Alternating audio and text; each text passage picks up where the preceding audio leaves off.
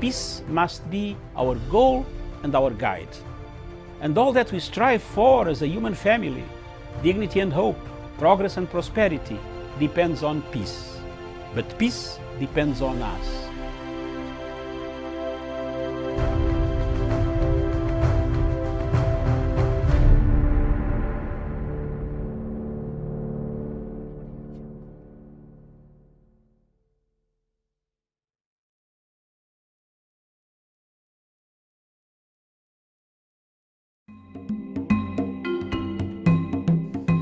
Viewers, good morning.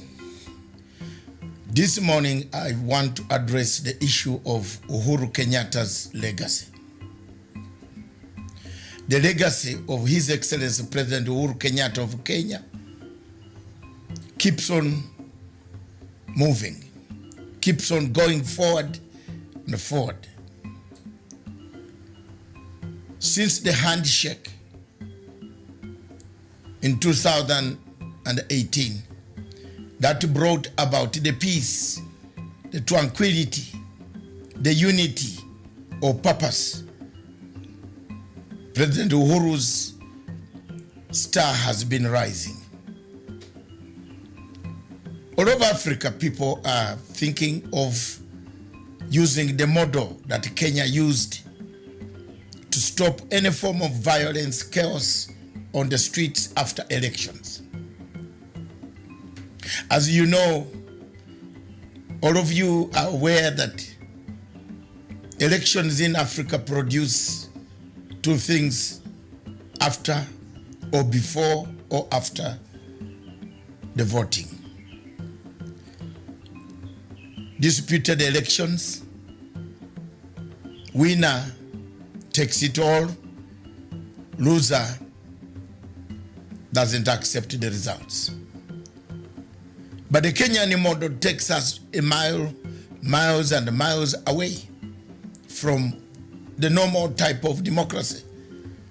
The democracy, a negotiated format, a consensus format. A democracy that gives consensus a chance.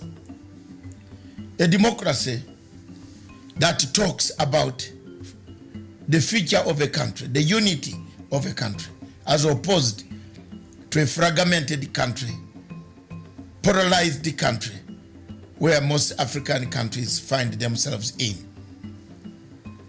We have seen in the last 10 years or so, most of the elections in Africa have been contested by the opposition. Very few people in Africa, countries in Africa, where opposition has conceded defeat and come up to congratulate the winner.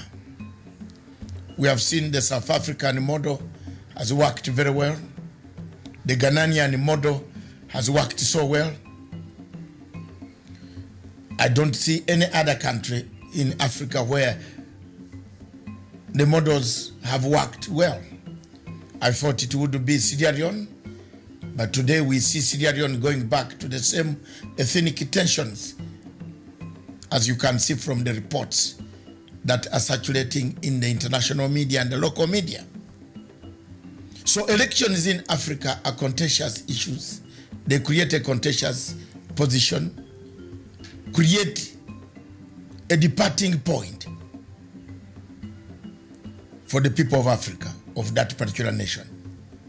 The legacy of Uhuru Kenyatta, therefore, will be remembered for having brought the tranquility that we have today, the peace, the new format, the new tool of having a better organized civil Africa, an Africa without violence, an Africa without chaos after elections, when the opposition accepts to work for the interests of a nation, not personal interests. This has worked in Kenya, and thank you very much, Your Excellency President Uhuru Muigai Kenyatta, for the tenacity and the steadfastness that you have guided this handshake up to today. For those who want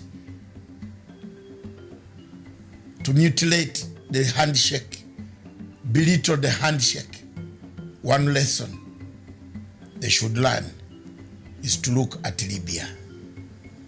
Libya was once a territory we all respected. It is no more. Let's keep the handshake and the legacy of President Uhuru Kenyatta. Thank you.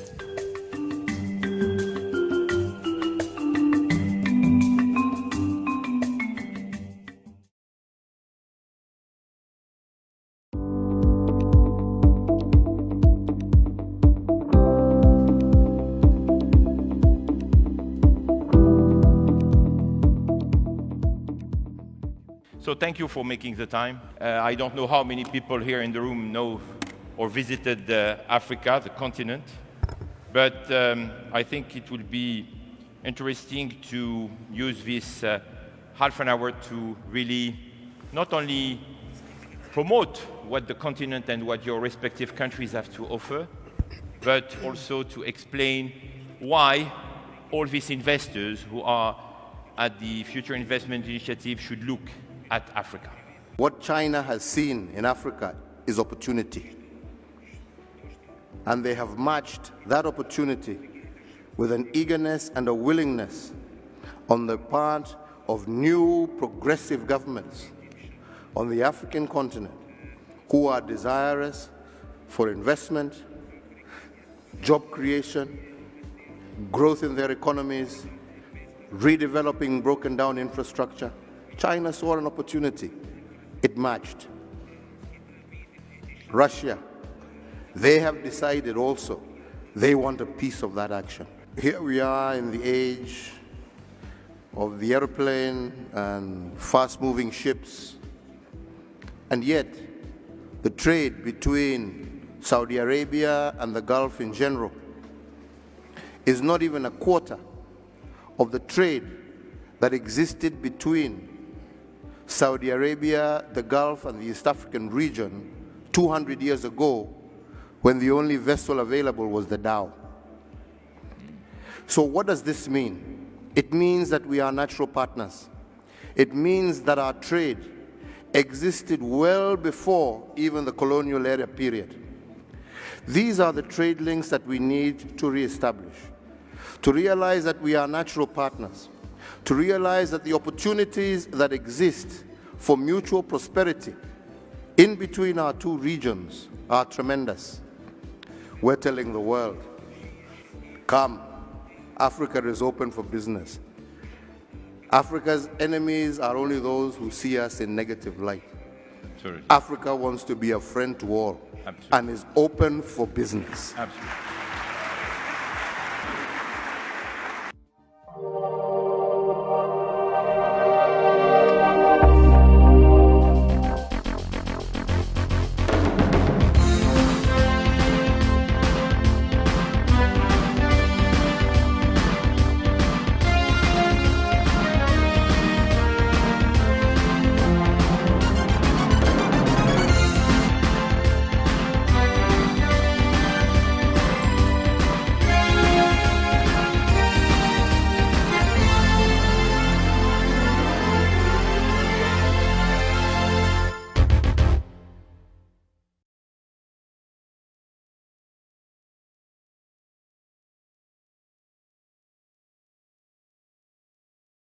Coming to you from Kenya, from Nairobi, Kenya's capital. Thank you so much. Good afternoon, good evening, because I know you watch us from across the globe. So thank you for finding time to join us today. So, of course, as usual, I shall take us through the first hour of the show.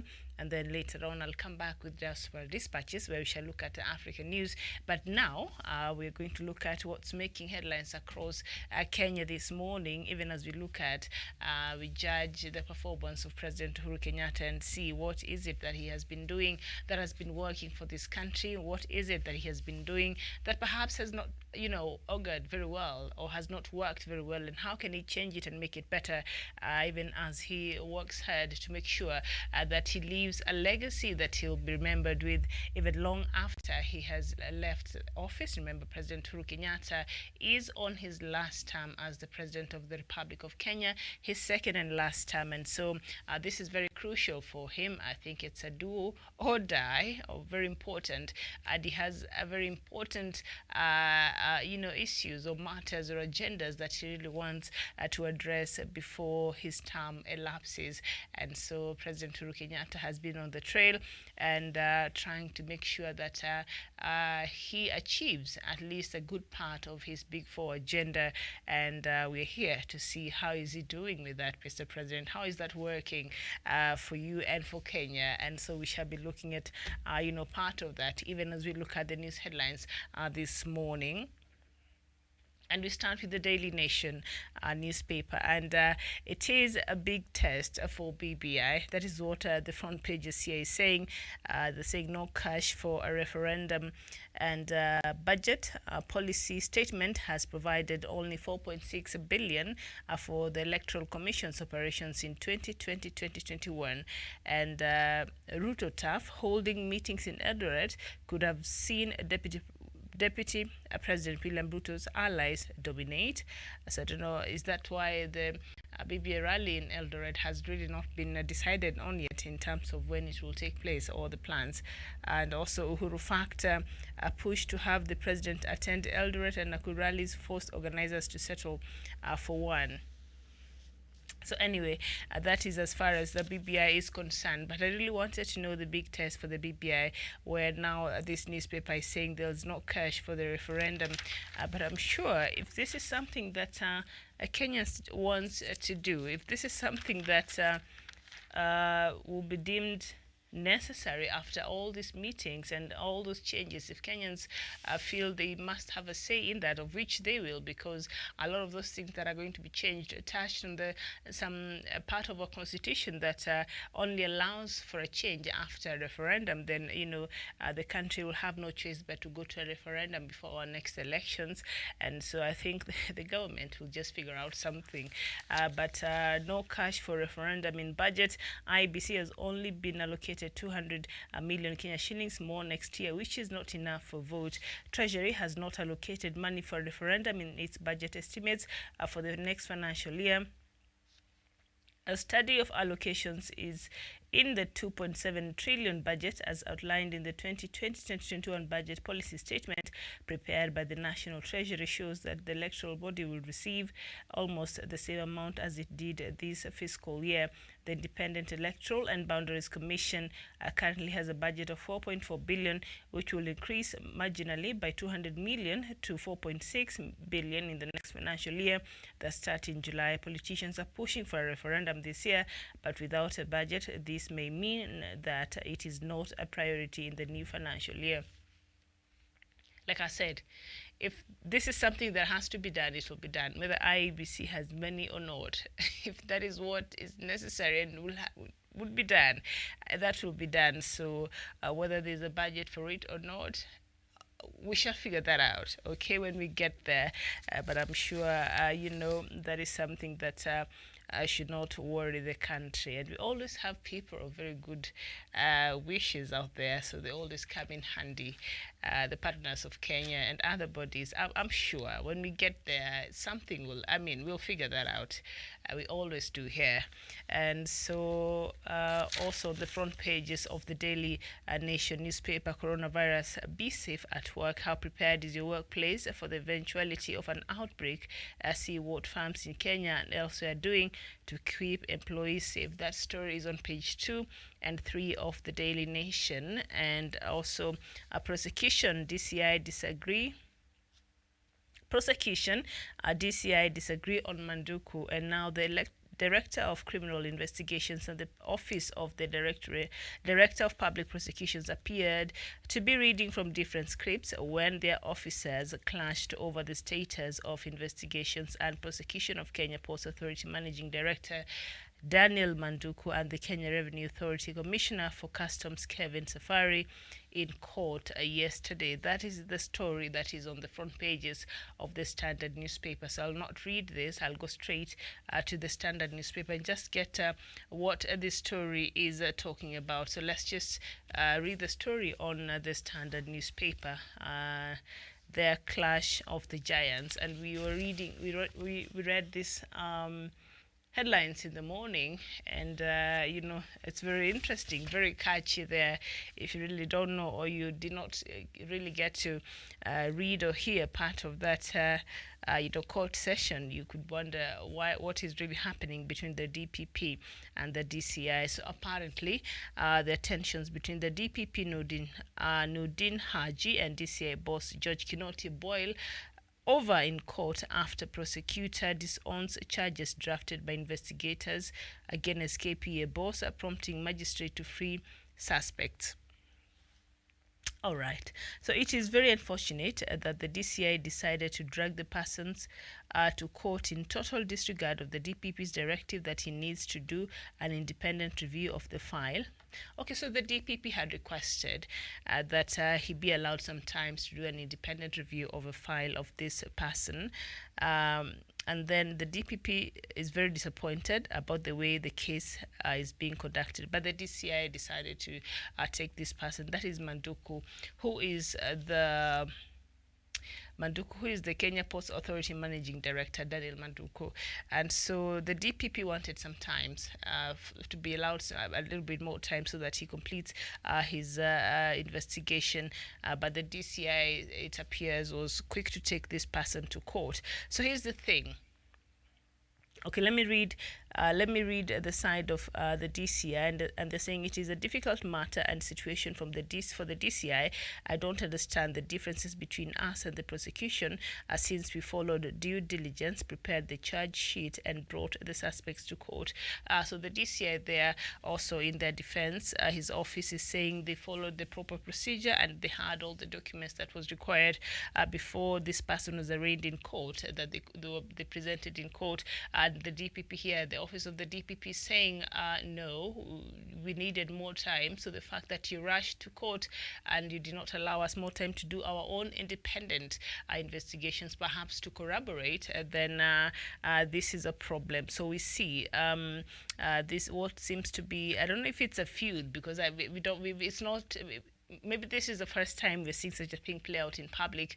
I think it's just a difference of in opinion on how to go about this particular case. But I don't think now these two offices are feuding. I don't think now the tension rising from the DCI's office to the DPP office. Remember, corruption is something that these two bodies are really mandated to fight in this country, and their contribution and the work that they do is very important. And these two offices is very important as far as the word corruption is concerned in this country. So this is the last thing we want to hear, that the DCI's office and the DPP's office are feuding. No and no. So I want to assume, or I just want to look at it because we've not heard it before. So what I will assume is this was just a difference of opinion, or a difference on how to go about this particular matter, which sometimes arises. You can never agree fully. And so the DPP here was demanding for more time to look at this matter and have an independent investigation. And the DCI said, you know what, I have everything I need. I've done my investigations. I have the charge sheet prepared. And now the suspect is ready to go to court. So that back and forth was seen to play out in the courts yesterday when the Kenya Ports Authority Managing Director Daniel Manduku was arraigned in court over some charges. And we've seen, here's the thing, we've seen maybe the reason why DPP was asking for more time, because we've seen a lot of times the court letting off some people, and the reason they cite a lot of time is because the evidence was not watertight. The evidence did not hold enough ground for this person to be prosecuted fully, or for this for a judgment finding this person guilty to be made.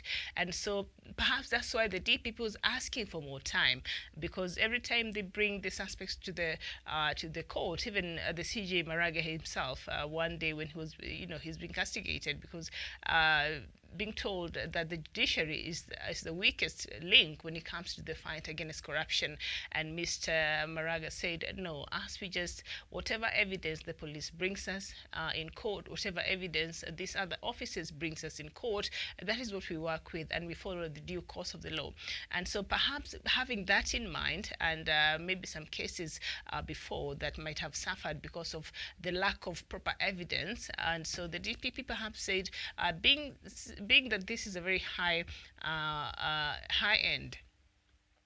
profile case, or maybe a bit intricate, so perhaps the evidence that we have now might not really hold so much when you go to the court. And so allow me more time so that I go through it, I do an independent investigation, I corroborate with the information that you already have, so that by the time we present this matter to court, it is watertight, there's no loophole, so that this person, we can go there with confidence. But the DCI said, I have everything, his office, everything is ready, and this person is going to be charged. And so we see there now here on the Standard newspaper, and at the front line, the front pages here, a clash of the giants. Tensions between DPP Nordin Haji and DCI boss George Kinoti boil over in court after prosecutor disowns charges drafted by investigators against KPA boss, prompting magistrate to free suspect. Now, that is what we don't want to hear. We don't want to hear suspects being freed because you're going to feud in court. DPP and DCI, please. No. Kenyans are looking up to you. Kenyans are looking to see that you're actually able to prosecute and present evidences in court about some of these cases that we see about these people. And so the last thing we want to wake up in the morning and read on the front pages of a newspaper is the DPP's office is feuding with the DCI. You're like, those offices are like the last hope, for Kenyans, because after Nudin Haji was, appointed as, the director of Director of Public Prosecutions, and the DCI, the Director of Criminal Investigations, we saw something for a long time. Those are institutions that Kenyans really never thought are doing enough in terms of what they've been mandated to do. But since these two were appointed to these positions, we've seen a lot of movement. We've seen a lot of progress. Still, Kenyans are still expecting to see more, because there are a lot of some people walking around here who should not be walking out here. So Kenyans are still waiting, but they brought back the confidence in these institutions after they were appointed to this, because they started working, they started going after people who were the previous office bearers could not go after, and they started really working on behalf of the public. And so Kenyans slowly started gaining their confidence back in these very important institutions. So the last thing we want to wake up and read on the front pages of a newspaper is that the DCI and the DPP's offices are feuding, because their working partnership is very important. Their collaboration is very important, because they get to share information and all of that when they're investigating, because a lot of times they find themselves on the same cases, especially in these high profile cases. Say the Kimorel and Arrow Dam, I'm sure both offices are working together, and others. So we need that mutual healthy partnership and working together with the goal of serving Kenyans and doing that which Kenyans are hoping that you're going to do while you are in those offices. So this feud here, I don't think it's a feud. I think it was just a misunderstanding. I don't want to believe it's a feud, because we've not heard any other time that the DPP and the DCA were feuding, or they've been having tensions, or they've been having problems. We've not heard that. And so this, I want to take it as a misunderstanding, which happens in any working environment, except these are very sensitive institutions. Yeah, so, and this is a very sensitive matter. The KPA boss was set free yesterday, as these two officers could not agree. DCA and DPP go back behind the curtains, discuss this matter. Please don't let it play out in the public, because we don't want Kenyans' confidence in these institutions eroded. The two of you, when you were appointed in these positions, Kenyans started to have faith again in these institutions. So when we see some of these things play out like this out in public, Kenyans might, start losing the confidence that they have gained in these institutions and the war on corruption. So please, whatever it is that is happening, go behind the scenes and just sort it out from there. Come out and continue working the same way the two of you, the two officers, have been working, because that is what Kenyans want. And that is what Kenyans expect. Okay, and so that is in the front pages. And if you want to know more, page 4 of the Standard newspaper, you can go there and learn more. So a lot of businesses have been affected here in Kenya because of the coronavirus. In a lot of Kenyan small businesses, they bring goods from outside, especially from Kenya. So I hear there's not been a new stock yet. That's when you realize how important China is for the rest of the world. Right now the world is on a lockdown, and a lot of things are not moving. A lot of businesses are probably closing down by now because they sold off all the stocks. Remember, China has been on a lockdown since January. Is it mid-January, just before they were celebrating the New Year? 2 weeks before they were to celebrate their New Year there, the coronavirus epidemic broke out, and so it has been on a lockdown. So nothing has been happening as far as business with the outside world is concerned. Okay, so I don't see any more here on the Standard newspaper. So another very interesting story here, page 6, a firm faulted for tricking states to buy medical kit. A consulting firm that advised the Ministry of Health to lease multi-billion medical equipment has been put on spot for misleading the government. Strategic Partnership Association InfoServe East Africa Limited, that was picked through restricted tender in a consortium with audit firm PKF, carried out a value for money assessment that informed the ministry's choice for the Managed Equipment Services program. Yesterday, the firm was hard pressed to explain how it submitted a value for money assessment report without doing physical verification of health facilities in the counties. The firm was also unable to explain how it was able to complete an assessment and submit the same only 3 days after signing the contract. According to the terms of reference, InfoServe was to take at least 42 days of the assessment before submitting a final report to the ministry. There you go. So that is a story. If you want to read the rest of it, that is on page 6 of the Standard newspaper. And we go to the Star newspaper, and on the front pages, lawyers, politicians are probed over Somalia. This is a matter that we have been talking about here. These politicians that the 11, and Abraham Wangila Wafula, you're present here. I haven't seen you here for a while, so thank you so much for watching and welcome. And Moses Godwin, you're watching from Switzerland. Thank you so much for watching. And Michael Odechuku, you're watching from India. Who else? And all right, thank you. I'll be coming back with African news at noon, a few minutes past noon. But for now, Abraham, the Kenyan members of parliament from the northeastern part of the country that traveled to Somalia to talk about, I think, matters security, and they went particularly to see President Farmajo of Somalia, and knowing what is happening between Kenya and Somalia now and where we are at, as neighbors, do you think that move was the right one? He went without the government's, knowledge. The Ministry of Foreign Affairs did not know. They're going to talk about security. The Ministry of Defense did not know. President himself did not know, and yet they were going to meet the president of Somalia. I don't know what you make of that, trip by these Kenyan members of parliament from northeastern part of the country. When I heard it, I was just thrown off because owing to the circumstances that we find ourselves in here today, that was quite something. But I just want to know your thoughts on that. Do you think it was a wise move for these members of parliament to have visited Somalia, especially during this particular time? So now on the front pages of the Star newspapers, they have this story, and they're saying lawyers, politicians probed over Somalia. Speaker rules that 11 members of parliament who met President Farmajo did not break the law. Okay, so page 4 and 5.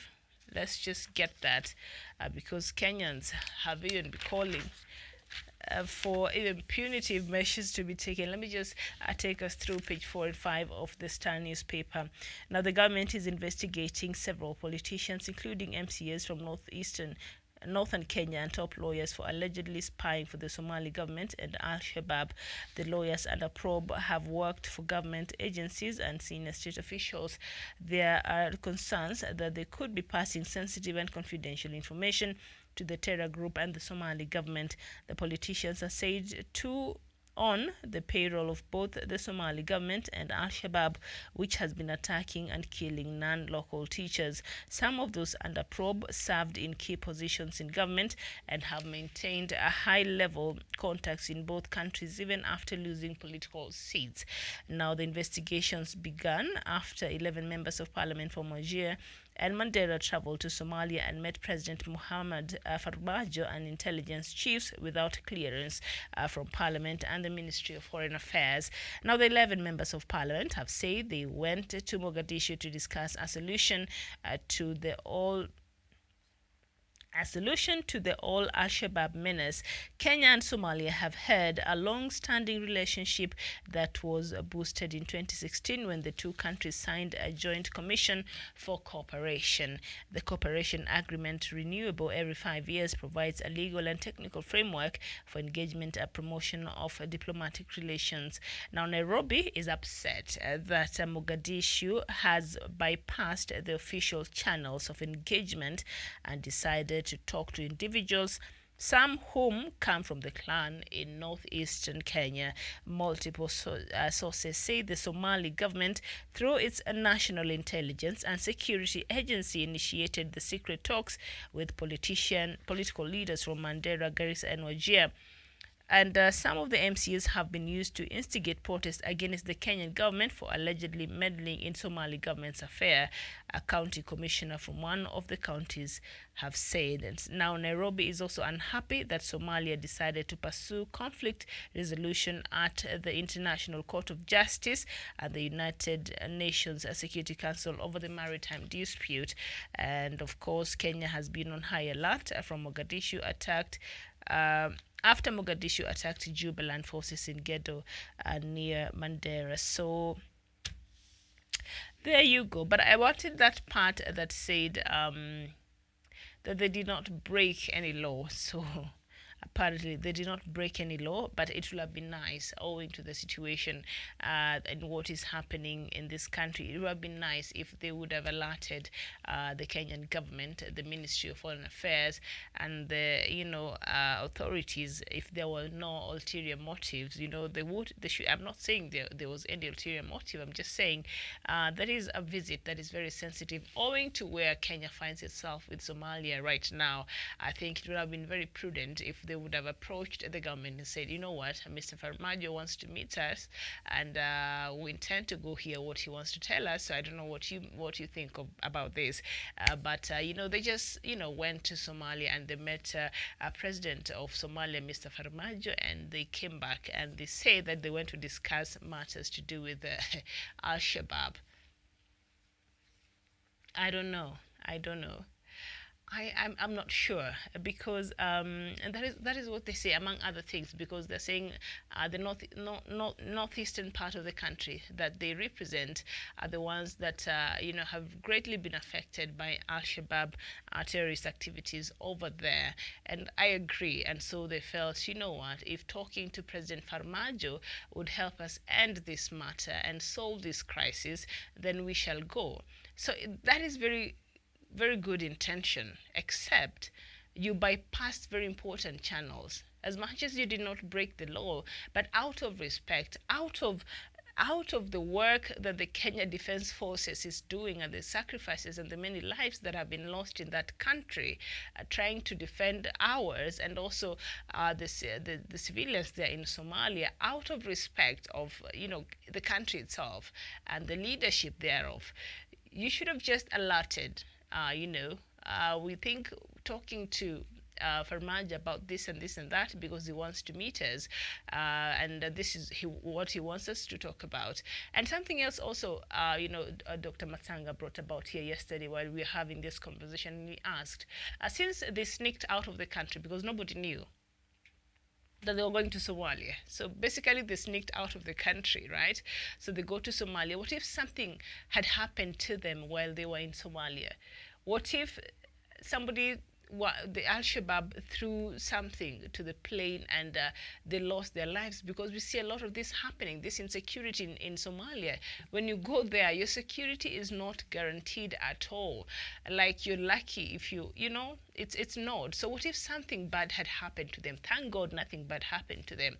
Do you know what that would have turned into? There's no telling, what that would have, turned into. And then before you come later and know the truth, it will be perhaps too late. But that is a very precarious situation, and I'm hoping that they can find a way to, just make it right. It's not right. And even in the future, if they want to make such visits, they have to communicate with the proper people, the proper offices, the Ministry of Foreign Affairs. You cannot go talking about Al-Shabaab. You members of parliament, you cannot go and talk about Al-Shabaab and the insecurity in Northeastern Province, and you bypass the Kenya Defense Forces. What are you doing? You cannot. They're the ones responsible. They're the ones who are sacrificing their lives there right now to protect our country and to protect Somalis, the innocent Somalis over there, with other soldiers from other countries and Somali Defense Forces itself. So you cannot tell us now you can find a solution, and yet the people that are supposed to be cooperating, who are actively in this matter, you did not alert them. So I still have an issue. Personally, I do have a big issue with this. Whether the visit was legal or not, I think it was still not proper that they went and they did not alert the Kenyan authorities, and they did not say that they're going. They did not find it important to alert, especially the Ministry of Foreign Affairs, who handles the diplomatic relations between Kenya and the rest of the world. So I still think they went a little just. And then the reason why is because the matter that they were going to discuss is not just something that affects only the northeastern part of the country. We all have suffered from the terrorism activities, emanating from Al-Shabaab. And because this matter is very sensitive, they should have gone to the Ministry of Foreign Affairs. They should have gone to the authorities before going to Somalia to discuss this matter with Farmajo. So I don't even know. I'm finding it's just difficult even buying into that story. I don't know. Maybe I'm just you know what? Let's just leave that alone. And so EACC beats ex-land boss in 56 million Kenya shillings Nyali property case. So the anti-graft agency has won a case involving 56 million Kenya shillings property in Nyali that had been irregularly issued to a former government official. In the judgment delivered by Justice Silas Munyao, the court declared the land was still government property and ordered cancellation of a title issued to Lekio Tours Company Limited. I'll not read all of that story. But also on page 6, Manduku set free after DPP and Kinoti failed to agree. I've talked about that. I will not repeat. DPP and Mr. Kinoti, please agree. And if you disagree, don't do it in public like what happened yesterday. Let your offices go back on the back banner there and just discuss that matter before you come out and come out and present a unified front in front of the public, because that is what we want to see. When we start hearing the DPP and the DCI are not in agreement, we start to worry as Kenyans, and what turn will the war on graft take? Because we don't want anything distracting you from doing the job that you've been doing to Kenyans. So please, let's just focus back to what is important and put our differences aside. And if you have to differ, let's just differ behind the scenes, not in front, not in courts, please. No, that is unacceptable. We don't want Kenyans' confidence in your institutions getting shaken. Kenyans, you revived our confidence in the DCI's office, in the DPP's office. Let's just let it just stay like that. Don't mess that up. So we are hoping not to hear any of that again in the future, but continue doing the good job that you have been doing. So still on the front pages here, shame of a stinking Nairobi city. I don't know which part of the city this is. That's garbage all over the place. Oh, this is in Shauri Moyo. Is it because Governor Sonko gave back some of the crucial sectors in this county to the national government? Is this a protest? Is it a way of protesting that the city workers are not protesting? They're not picking garbage, they're not cleaning the city, or what is happening? Because I've been seeing some of these photos making headlines across, even social media, and I've been wondering what is really happening in this. Who is sabotaging? The new. Will I call it handshake? I'm not sure. But who is this? What is happening? Somebody has to tell us. We cannot see garbage in the streets like this. No, this is unacceptable. Somebody has to tell us, or somebody is sleeping on their job. Or please, either this needs to be cleared up and should not be a normal occurrence. Days are gone where we used to walk around and see this kind of mess in this city. So I hope somebody gets on it and clears all this mess. In Nairobi. And also Nginyo Karaoke, from barbershop to national politics. I think he was being buried yesterday. All right, so now let's just look at just a few news here. The BBI, if you're joining me, usually, as I call it, public service, because I've realized the politicians are not doing a very good job in sensitizing the public about this BBI report. Instead, they go out there during these rallies and they make it about themselves. The next rally was supposed to be happening in Eldoret. It has not been confirmed because of certain, I think, matters that are now arising, and so we're not sure when that will happen and if at all it will happen. But you've noticed that throughout all these BBI rallies, very few leaders have been able to stick to the main agenda, to the main issue, to the main points that are contained in the BBI. So a lot of times, for the people who attend these rallies, the normal Mwananchi who has not had an opportunity to read this document online or from the newspaper pull out or whatever, and they're depending on the information that they're going to receive from their leaders, who are the politicians. You realize the Mwananchi leaves those arenas as confused before they even got there, more confused even, and just clueless, because it has been turned into, and I'm not saying all of the politicians, but a majority of them who speak in these rallies, they've been turned into political rallies, to be honest. And so they have drifted away from the core the BBI for what they're supposed to be, addressing, and the matters and the issues that were raised on the BBI that the people are supposed to be made aware of. That is why these BBI rallies were like a sensitizing, rally to create awareness, to let people know what is in the BBI. But unfortunately, that has not been the case. So therefore, I've taken it upon myself to be taking us through some of the things that are contained here. And even as we speak about it, I think we all know what happened. So I will not keep going back into what necessitated the BBI and why it was important. President Uhuru Kenyatta and Raila Odinga, after Kenya went through that very trying time in 2017, and so they came together through that handshake in 2018 to bring back the country. And then they realized that the two of us might have shaken our hands, and the two of us can live to this handshake and move forward, because in politics there's never permanent enemies anyway, by the way. Unfortunately, the normal citizen does not understand that, does not know that. So whatever slogans, whatever abuses, whatever insults, whatever language that was used or directed to or from another person, another leader during the electioneering period, some of them took that very seriously. So while President Uhuru Kenyatta and Raila Odinga shook their hands, and that famous handshake did not solve the fact that their supporters were still not agreeing, were not seeing eye to eye, still were not feeling, were not supporting even that handshake. I remember even when that handshake first happened, it took a lot of time before the supporters of the opposition leader, Mr. Raila Odinga, could actually warm up to that. They felt that is the last thing they expected, because they're feeling they've been robbing of your victory, because that's how they feel, right? Supporters of the opposition.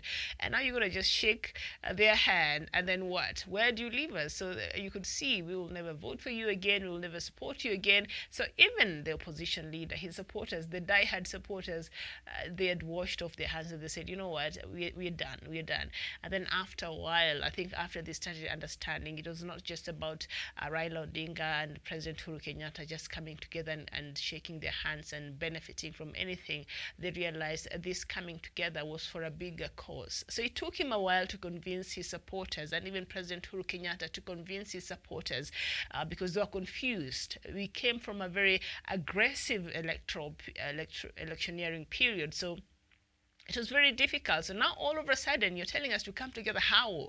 And we've seen those who were shocked at first and refused. Others have continued to refuse, but there are others who later on slowly started understanding that this is not about Raila.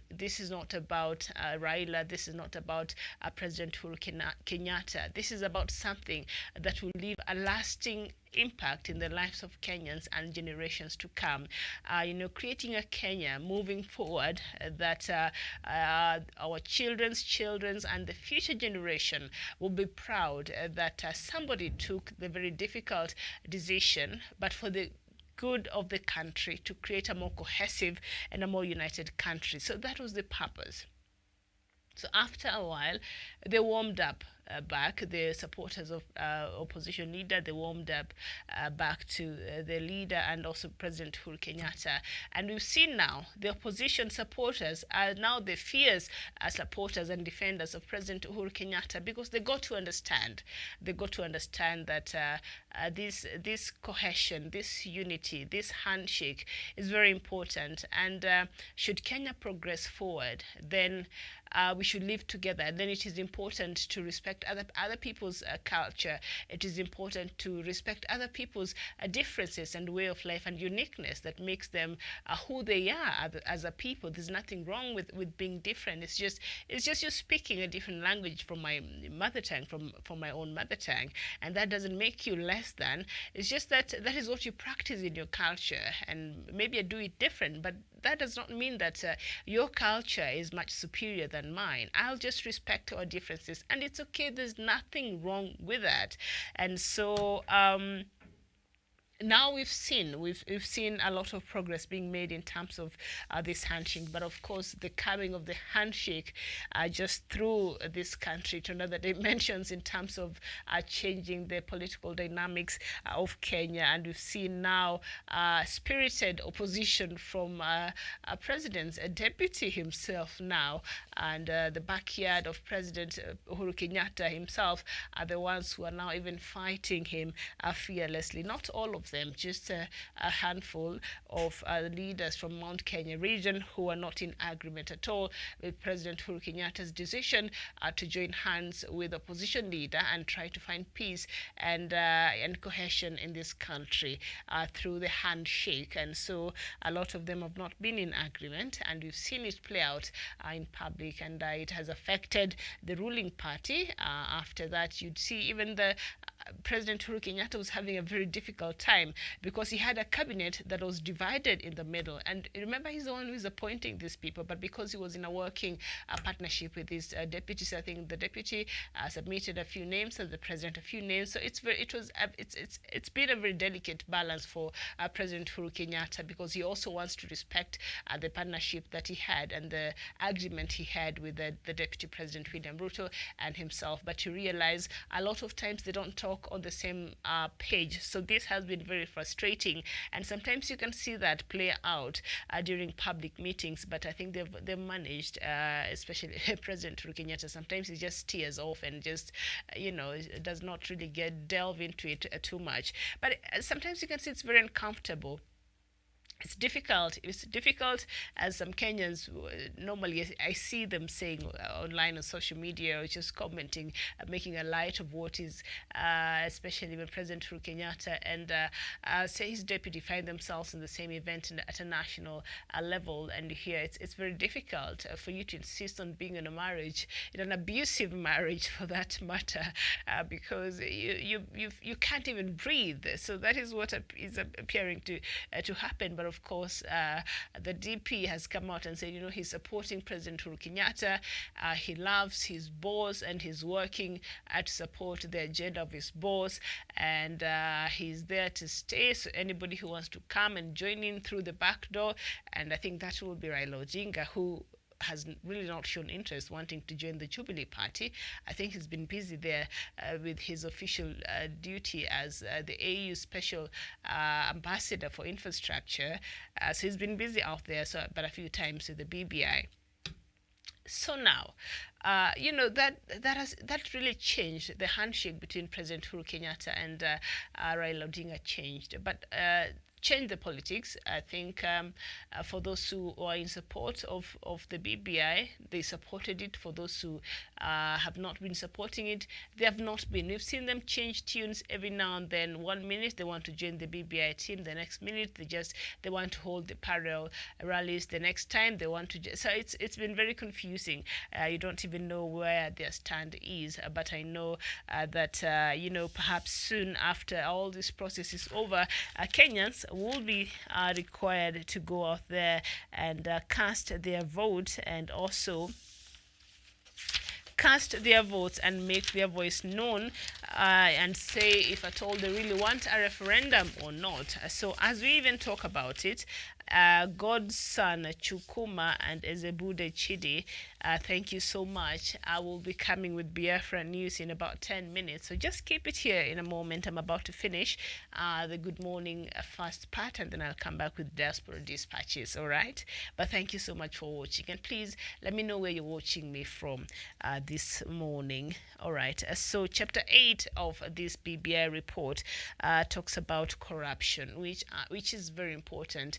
And I'm sure in Africa, this is something that is affecting a lot of our economies. And oh, by the way, Nigeria, as bad as it is, just now, a few minutes ago, before I came here, I read that now it has beat South Africa to be Africa's biggest economy. South Africa is still having its own issues there. So Nigeria is Africa's biggest economy, and still it is the country in the world that has the biggest level of poverty. The disparities, why? It doesn't add up totally.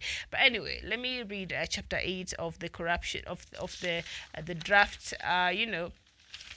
proposal here of the BBI report, chapter 8 is on corruption, and it says the growing public perception of Kenya having a rigged system that rewards cronyism and corruption as opposed to the productive and hardworking is the greatest risk to Kenya's cohesion and security. The task force makes major and actionable recommendations, a few that are captured below. And so free Kenya, number one, free Kenya from the structure of cartels through an action plan to break the cartels and severely punish the culprits. And we've seen, we normally joke, and I know it's not even a joke because somehow it's true, well, but we normally joke that cartels is like another industry in this country. I don't know if there's a sector in this country, Kenya, that you don't find these cartels who control the runnings of important sectors in this country. So this cartel thing here has been captured in the BBI report. Let's just look at that point quickly. The growing public perception of Kenya having a rigged system that rewards cronyism and corruption. Well, that is the perception, and Kenyans believe that is the truth, as opposed to the productive and hardworking is the greatest risk to Kenya's cohesion and security. Because somebody will feel, I qualify for that position, I qualify for that thing, but because I don't have a godfather, or because I don't speak the right language, or because I don't know anybody who is at the helm of this organization that could help me, so I miss out. And then you find that I'm qualified, so the person they'll bring there is not even half qualified as I am. I will not be feeling good about it, but because they know somebody, because they know people there, and so they get to have that opportunity, and I miss out. And not because they're better, they're not even half better than myself in terms of qualifications, are much better, but still they still enjoy that privilege because they know people. So I think this is what the BBI is trying to solve, but also the number one point there, like a free Kenya from the capture of cartels through an action plan to break the cartels and severely punish the culprit. And we saw President Uhuru Kenyatta trying to do this after he came to power. Remember when he formed the Huduma centers, which I think those Huduma centers here in Kenya, those were God sent. I can't tell you how much those centers have made service delivery to be so efficient. If I don't remember President Uhuru Kenyatta for anything, I will remember him for the Huduma centers, because personally, I have benefited immensely. You go there, you replace your identity card very quickly, you move your way, you go there, you update your national hospital insurance fund very quickly. Like, it's very efficient, unlike those days where you would go to different offices to get one service that would require you going all over the place. But now you just go there and you're sorted in a record a few minutes, depending on which one. The others which are very busy, but be assured that when it's your turn to be served, then you shall get all the services that you've gone to look for there. So now, and the reason why these Huduma centers were the Huduma centers were set up, and also the manner in which the payments are made. Say when you go to the passport at the immigration, and you go to get your passport, or when you go to apply for whatever it is, you pay online. Nowadays you don't pay cash, because apparently those cashiers had two receipts, so one for their personal use and the other one for the official receipt book. So a lot of times they'll just write on their own receipt book, the personal, the one they're stealing with, and then the other one. And then the government wonders, but we've printed so many passports in a day, the government press. How is it that the receipts do not match the number of passports that have been issued? And so that was really a problem and a challenge, because the government was losing a lot in terms of the revenue. And so President Kenyatta's government introduced the online payment system here. The mobile money payment started here in Kenya, and we're very proud, and I'll say it, very proud and loud, and we've seen it being replicated across the world. And so now you just go there and pay through we call it M-Pesa, the mobile money transfer. You pay for the service, and then the SMS comes back, and then now you proceed with the rest of the process. And so that the reason why it was meant like that was to just seal these loopholes where government was losing so much money. So the first months when this was being done effectively, the government was getting a lot of money and was recovering a lot of money, and just realized how much it was wasting, and it was being stolen. So I think over time, these cartels became a bit clever, and I think now they know how to tweak the system. I don't know how they do it, but apparently, and so it was meant to beat the cartel so that the government can still get its revenue, and people don't suffer, because the people who they'll take advantage of when you go to get your passport and say you're a Kenyan Somali, they'll give you a very hard time, and because they knew that, so you'll find that somebody will go, the normal paying of a passport is say 4,500, say that, but if you go there and say you're from South Sudan, but you've been raised in Kenya and you have a Kenyan ID, they'll give you hell. They'll want more money from you. They'll want the cartels. They'll want, like, it's crazy. So if they can find a way of freeing Kenya from cartels, then Kenya will be prosperous. Let me tell you, Kenya will be prosperous. But I don't know how they're going to do this, because remember, now the now governor who is was facing impeachment, but I think it was stopped by the court, the Nairobi governor Mike Sonko, when he was the senator of Nairobi before he became governor. He used to really mock his predecessor, and she thought the predecessor was not going to do a good job. And he said when he's elected the governor of this city, the first thing he will do, he will get rid of cartels. Let me tell you something. The kitchen just looks pretty and the heat just looks comfortable until you get into the kitchen yourself. So he was elected the Nairobi governor, and we thought, oh boy, our problems with cartels. Some parts of the city experience even water shortages a few times a week. And so they thought a reprieve has finally come because, Governor Sonko is going to sort out all these matters. But very soon, Governor Sonko realized, oh boy, it's not that easy. We have cartels at the Nairobi Water Company. We have cartels at I don't know where. So he realized he cannot do it. And I remember there's a time he put a bounty over some people who, I don't know, were selling water. I don't know, something like that, cartels. If at all anybody knows them. I don't know how they operate, but they do operate. So this is a problem. This is a problem that is really hindering a proper service delivery. This is a problem that is hindering a proper, a way in which Kenyans are able to receive services here. And so if they can get rid of cartels and severely punish the culprits, then maybe it might calm down. And then the second point on that is to promote whistleblowing by giving rewards of 5% of recovered proceeds to persons who give information on corruption deals. That will be, I think, but 5%. But yeah, assuming you're the whistleblower over the Kimoror and Error dam, was it yesterday that we were reading that the total money that would have been lost over that whole deal was about 80 billion Kenya shillings. So if you get 5% of that, it's not too bad, right?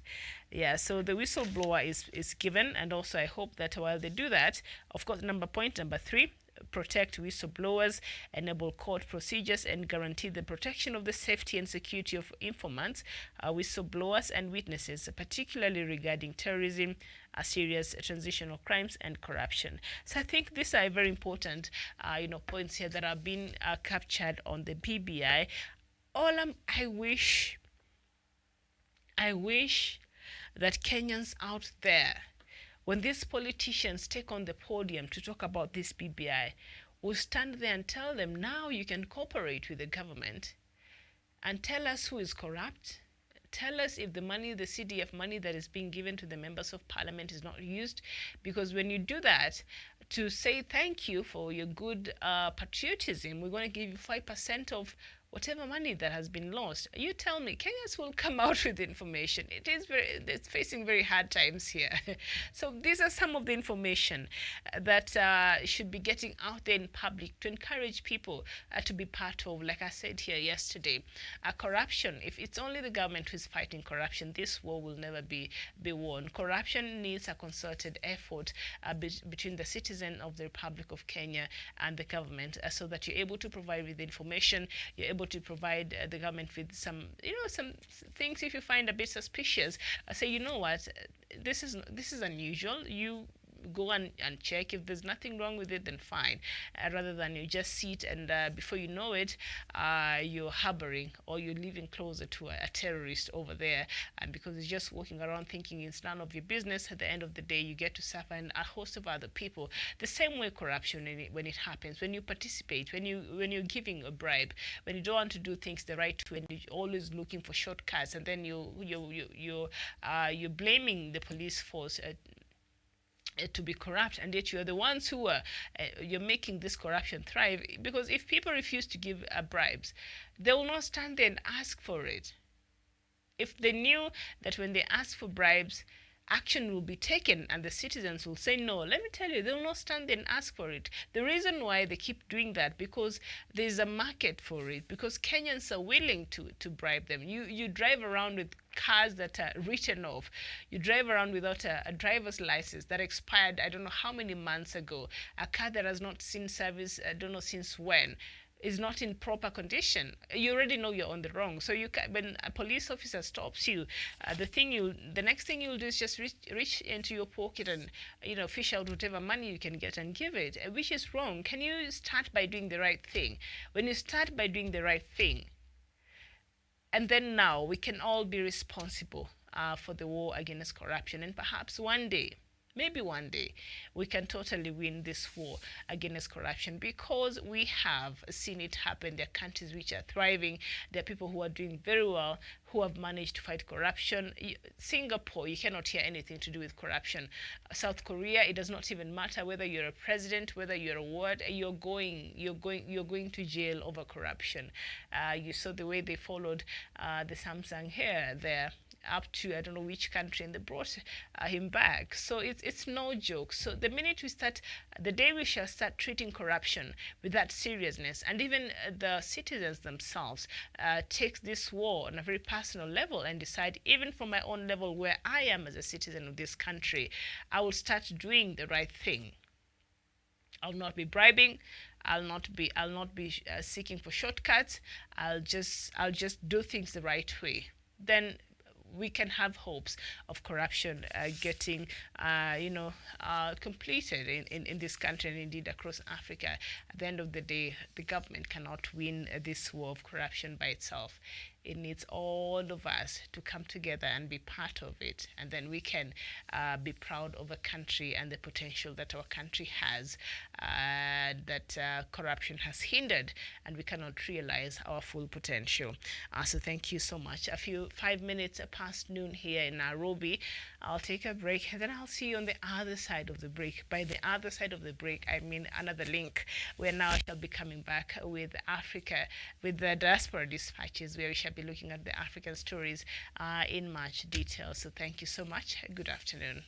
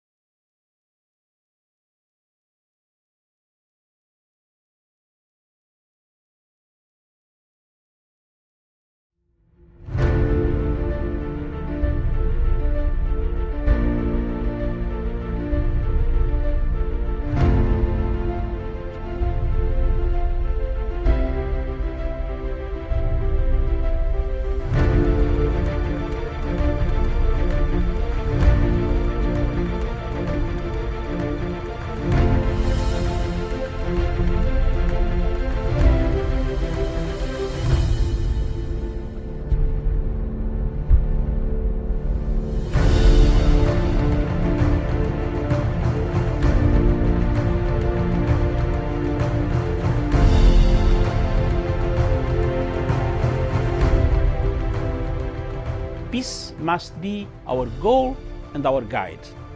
and all that we strive for as a human family, dignity and hope, progress and prosperity, depends on peace. But peace depends on us.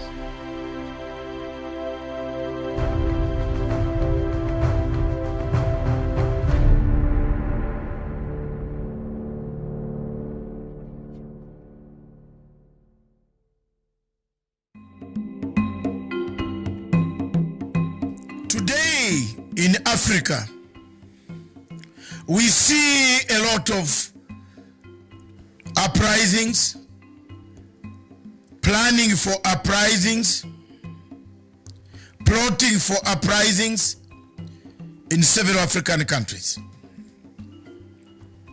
The events on the African continent, therefore, as predicted much earlier myself, in 2017, I said,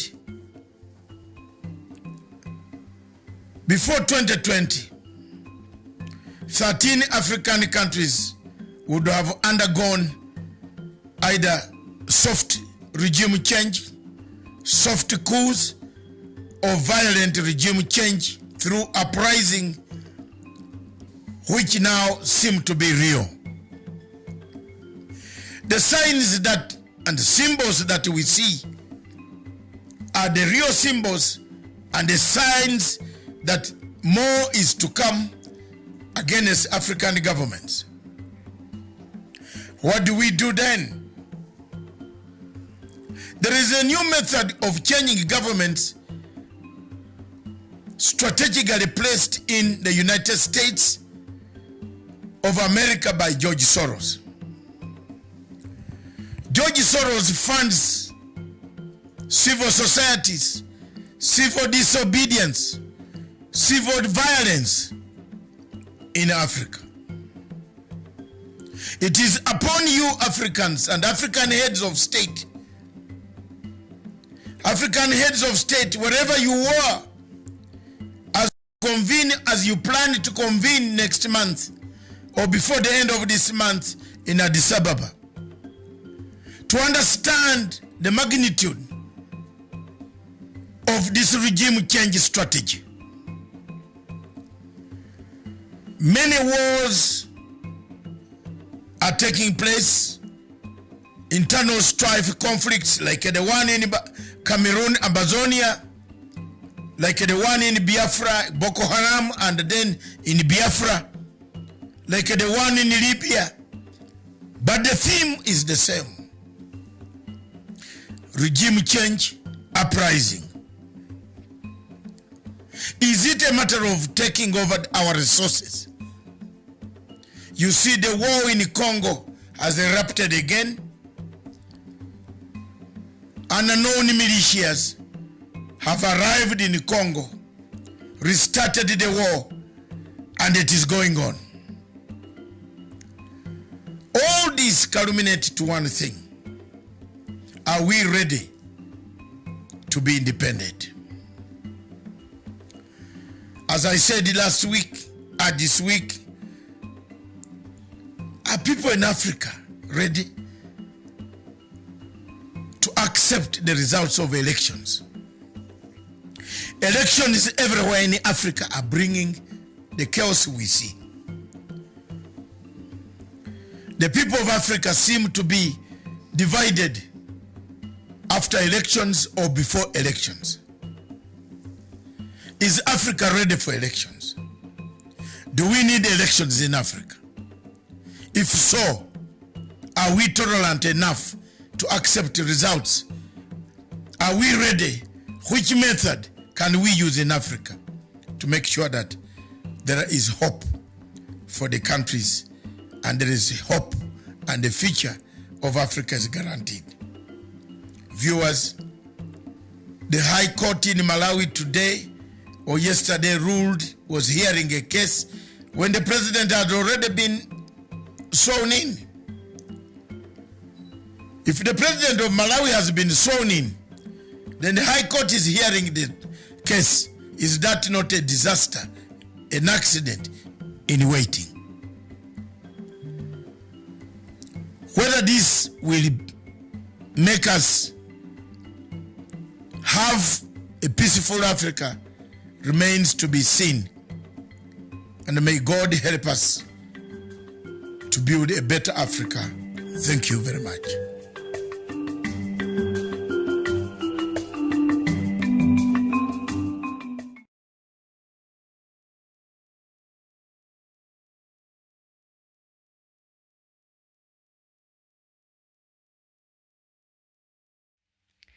Good afternoon, and thank you for joining us. This is another edition of Diaspora Dispatches, where we get to look at the news making headlines across Africa in much detail. So first, I'll take us through the first few minutes through the news, and then we shall come back and discuss them in depth. So thank you so much, and let's just start with Nigeria. And the Independent National Electoral Commission has presented 34 new amendments to the Electoral Act to Nigerian lawmakers for review and onward deliberation. The Director of Legal Services at Independent National Electoral Commission, Oluwatoye Babalola, said there are certain shortcomings in the electoral legal framework that should be addressed through legislation. Babalola added that the lacuna in the provisions of the extant Electoral Act 2010 as amended had been identified and highlighted by the Independent National Electoral Commission and stakeholders. She recalled that while ENEC's proposals were accepted, the Amendment Electoral Act was not signed into law by the executive arm of the government. And also still in Nigeria, and the Nigerian Army has disagreed with Governor Samuel Ortom of Benue State on the morale of its operatives deployed in the Operation Wall Stroke.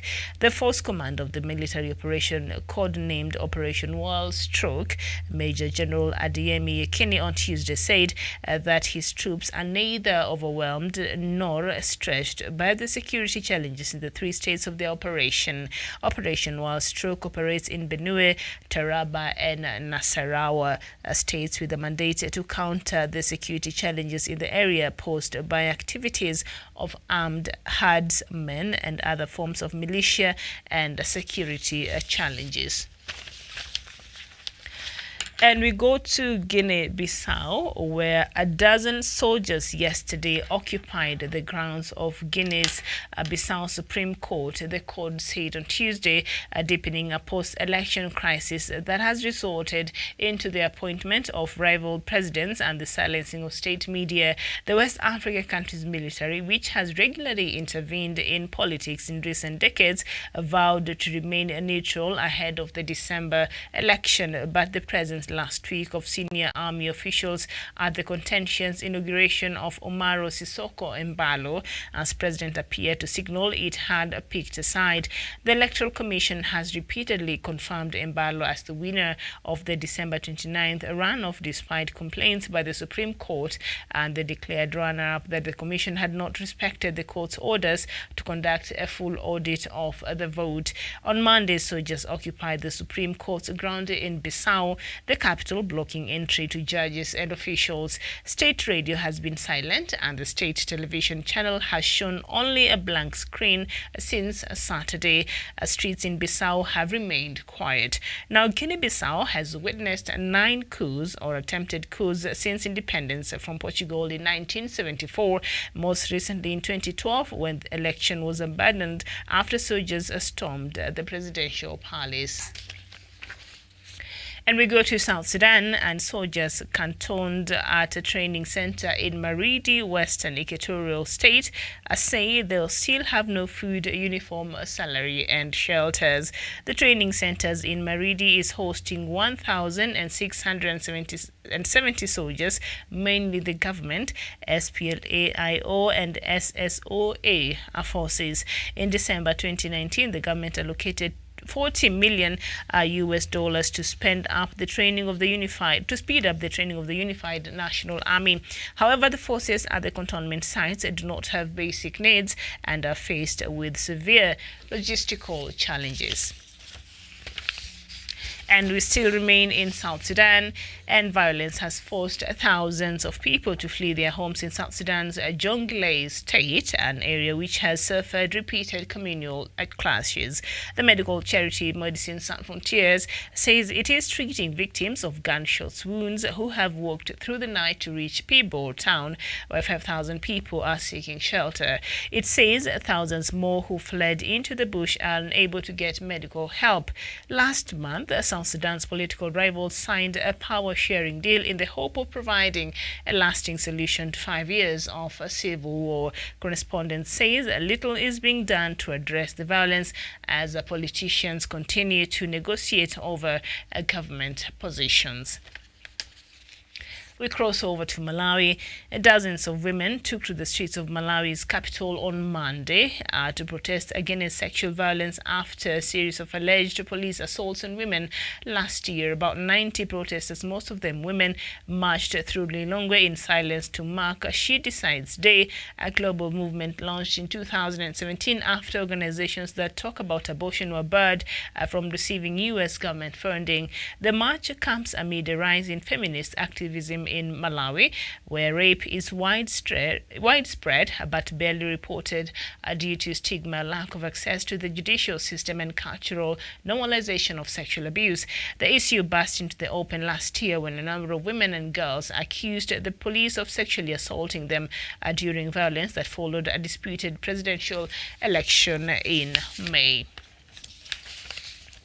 And we go to Mozambique. A year after the deadly tropical cyclones Idai and Kenneth, the worst natural disasters to hit South Africa in at least 2 decades, Mozambique seeks to recover but faces a new threat from insurgents. President Filipe Nyusi talked of the country's recovery when he was sworn in 4 weeks ago to serve his second term. The cyclones killed about 1,000 people in the country, which was the hardest hit in the region, and caused damage in Zambia, Malawi, and Tanzania. However, now the insurgents are attacking the gas-rich northern province of Cabo Delgado near the border with Tanzania. The mega oil and gas projects in the area have put Mozambique on the world's top 10 list of natural gas producers. President Nyusi has visited the area twice this year, and in an attempt to stop insurgent attacks in the region, which is about 1,663 kilometers north of Maputo. It boasts natural gas and minerals such as gold, geraldines, aquamarines, tourmalines, blue topaz, and green tourmalines, and attracts many foreigners. And we go to Zambia, and a mayor in a Zambian city has been removed from a powerful post in the governing party, the Patriotic Front, after he refused to greet the wife of President Edgar Lungu. The state-owned Daily Mail newspaper has reported Kitwe Mayor Christopher Kangombe was suspended from the party last week, but has now been stripped of his position as the party's Patriotic Front's vice chairman in the Copperbelt province, the report says. Mr. Kangombe, who still remains his mayoral post, was accused of gross indiscipline after failing to line up to greet Esther Lungu when she recently visited the area. He was also accused of refusing to be introduced at a public event attended by Mrs. Lungu and of rejecting a seat. If I don't want to sit somewhere, just leave me alone. But he's the mayor, I guess, so he's supposed to sit there when the president's wife is visiting. I don't know, it's just very petty. You know what, we shall talk about it. Zambians don't seem to have any problems. That's why they just, well, you know, there are serious problems in the world. Ask Biafrans, they'll tell you. Not, somebody has refused to sit and now you have to punish them. Let's go to Togo now, and Togo's President Faure Gnassingbé has won elections with 71% of the vote, according to final results from the Constitutional Court. News agency Reuters has reported. The main opposition says the election held on the 22nd of February was marred by fraud. Mr. Gnassingbé has led Togo since 2015 when he took over following the death of his father, Gnassingbé Dema, who ruled Togo for 38 years. So this basically is a family thing, okay? And then you tell us Africa has no monarchy. See how your father dies and then you just inherit that seat. The same thing happening in Gabon. The Bongo family has been there since over 50 years now. And we come back to Kenya, and Kenya is the first East African country, the first African country actually to suspend direct flights from 2 cities in northern Italy after concerns about the spread of coronavirus. Tunisia and Nigeria are dealing with confirmed cases from patients who had traveled to Italy. Health Minister Mutahi Kagwe said that the decision was reached following consultations with the Italian embassy. And then we move to Zimbabwe, and our President Emmerson Mnangagwa will pardon as many as 5,000 prisoners in his second act of clemency, Information Minister Monica Musavangwa announced on Tuesday. The move will decongest the food-starved and crowded prisons, Musavangwa told journalists at the end of a cabinet meeting in Harare. Mnangagwa last pardoned prisoners on March 28 when 3,000 was sent home to ease crowding. The pardon benefited all female prisoners except those sentenced to death or facing life sentences. All juveniles, regardless of their crimes, and all people jailed for less than 36 months. And we go to Cameroon, and at least 9 soldiers have been taken into custody as investigations continue into the Ngarbu massacre. According to 2 high-placed security sources, 9 soldiers, including 2 colonels, were arrested in the northwest region last week and brought to Yaoundé for questioning in connection to the Ngarbu incident. The sources say the soldiers are suspected of degenerating the situation in Ngarbu on Valentine's Day when soldiers clashed with Amazonian fighters. And we go to Egypt, and the U.S. President Donald Trump has reassured Egyptian President Abdel Fattah al-Sisi of his support on the ongoing dispute over the Grand Ethiopian Renaissance Dam. Washington has been hosting talks between Ethiopia, Egypt, and Sudan, but Ethiopia skipped the latest round of negotiations last week and has accused the U.S. of overstepping its role as a neutral observer. Even Ethiopia actually thought the U.S. will be very neutral when it comes to this matter. The dams, the Grand Ethiopian Renaissance Dam that Ethiopia is building, and Egypt was protesting. And so Egypt is the one who suggested that the U.S. should arbitrate, and Ethiopia agreed. And Ethiopia thought the U.S. would remain neutral on this matter. Egypt has been a great ally of the U.S. So if anything, President Trump will look at the interests of Egypt first before they think about what Ethiopians want. But this dam is nearly completed, and should everything goes according to plan, should start operating by the end of this year. So let me just finish. So reports says President Trump held a phone conversation with President Sisi on Tuesday on the $4 billion mega dam project, which will be Africa's biggest hydroelectric power plant upon completion. President Trump is quoted as saying he was hopeful that an agreement will be finalized soon and benefit all parties involved. The U.S. says the dam should not be completed without agreement between Ethiopia and Egypt, which relies on the River Nile for 90% of its water. Last week, the U.S. Treasury Department said it had negotiated an agreement between 2 countries, but Ethiopia has not signed it and has skipped the latest round of negotiations. Egypt wants the filling of the dam to take place over a long period so that the river level does not suddenly drop dramatically. Ethiopia says it wants to start filling the dam in June. And the latest on the East African community and the salaries and allowances of employees of institutions and organs of the EACC need to be reviewed to match the prevailing economic conditions. Abdikadir Aden, a member of the East Africa Legislative Assembly, made the observation in Arusha when contributing to a debate on the report on audited accounts of the East Africa community for the financial year ending June 30th, 2018, which the Regional House adopted recently. The report was prepared by East African Legislative Assembly Committee on Accounts. This Abdikadir Aden, this is a Kenyan, and I think he was once upon a time a politician in this country. So that is what they do in Kenyan parliament. They just wake up one morning and decide this money is not enough, so let's just add ourselves more money. See, he's taken these manners there at the East African community, the EAC, there in Arusha, Tanzania. The problem is the EAC is suffering a lot of financial setbacks as we speak, because some members are not even submitting their monies there. So I don't know how he plans to get more money over there. I don't know. And we end with Mozambique. A year after the deadly tropical cyclones Idai and Kenneth, the worst natural disasters to hit southern Africa in at least 2 decades, Mozambique seeks to recover but faces a new threat from the insurgents. I think I read that much earlier. What is happening in Mozambique? The militants have targeted remote communities in the rich area, and since 2017, they've killed more than 250 people, and that is a new challenge that Mozambique has to deal with.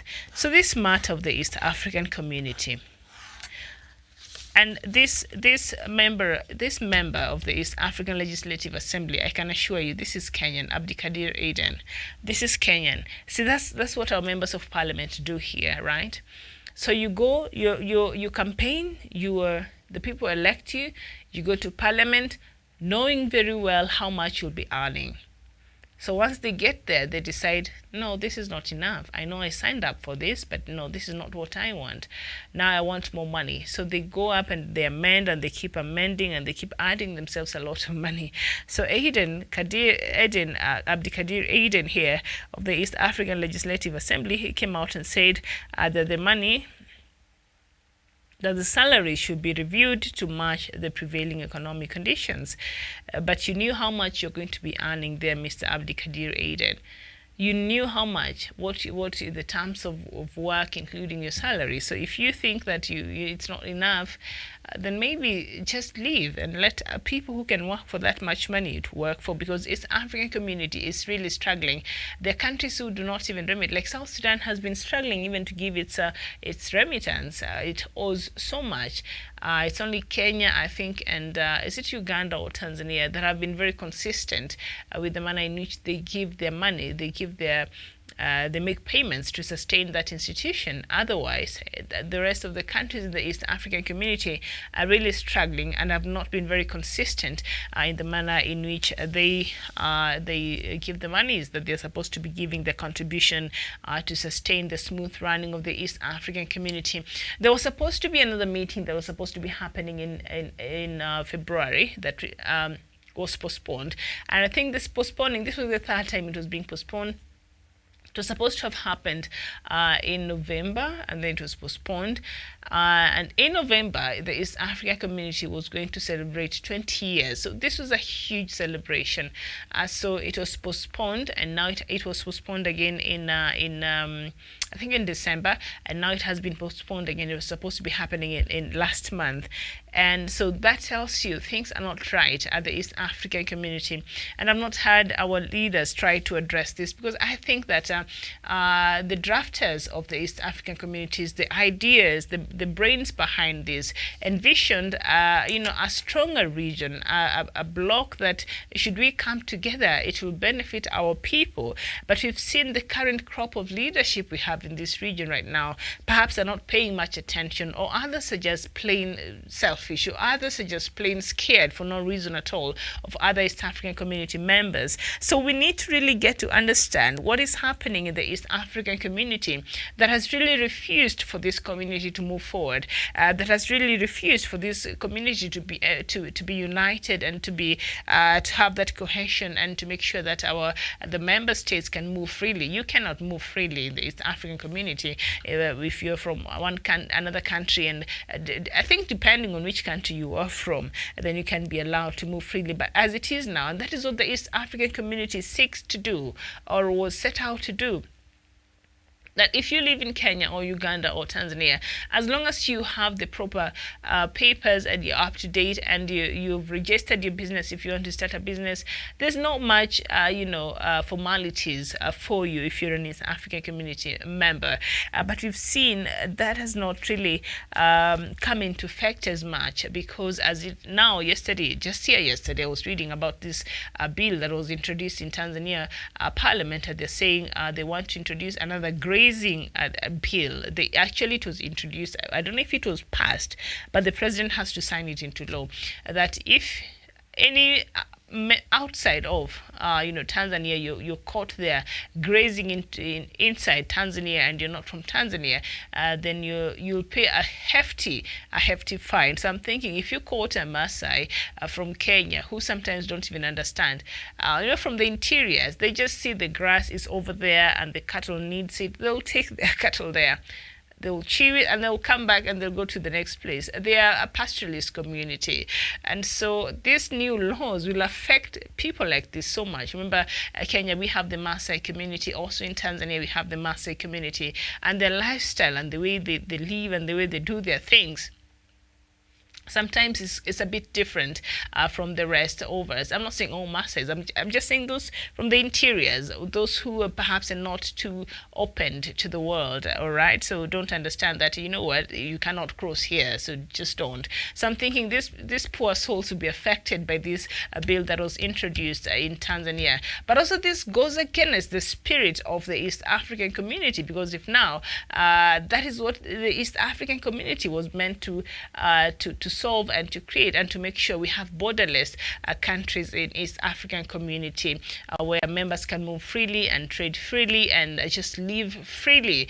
But that has not been the case, and a country like Tanzania has been very slow into really, it has been very lukewarm into accepting this East African community thing, and some of the policies that have been introduced there that are meant to ensure that members work through them, but you'll understand Tanzania has been very standoffish.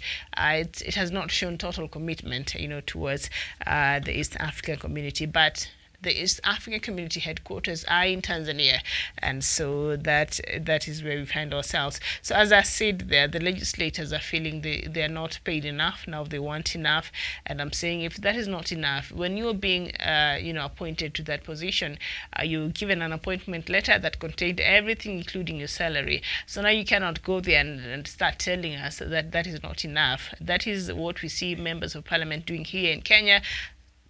Our politicians, and now you've taken that bad manners to the East African community. If you feel that's not enough, just leave it.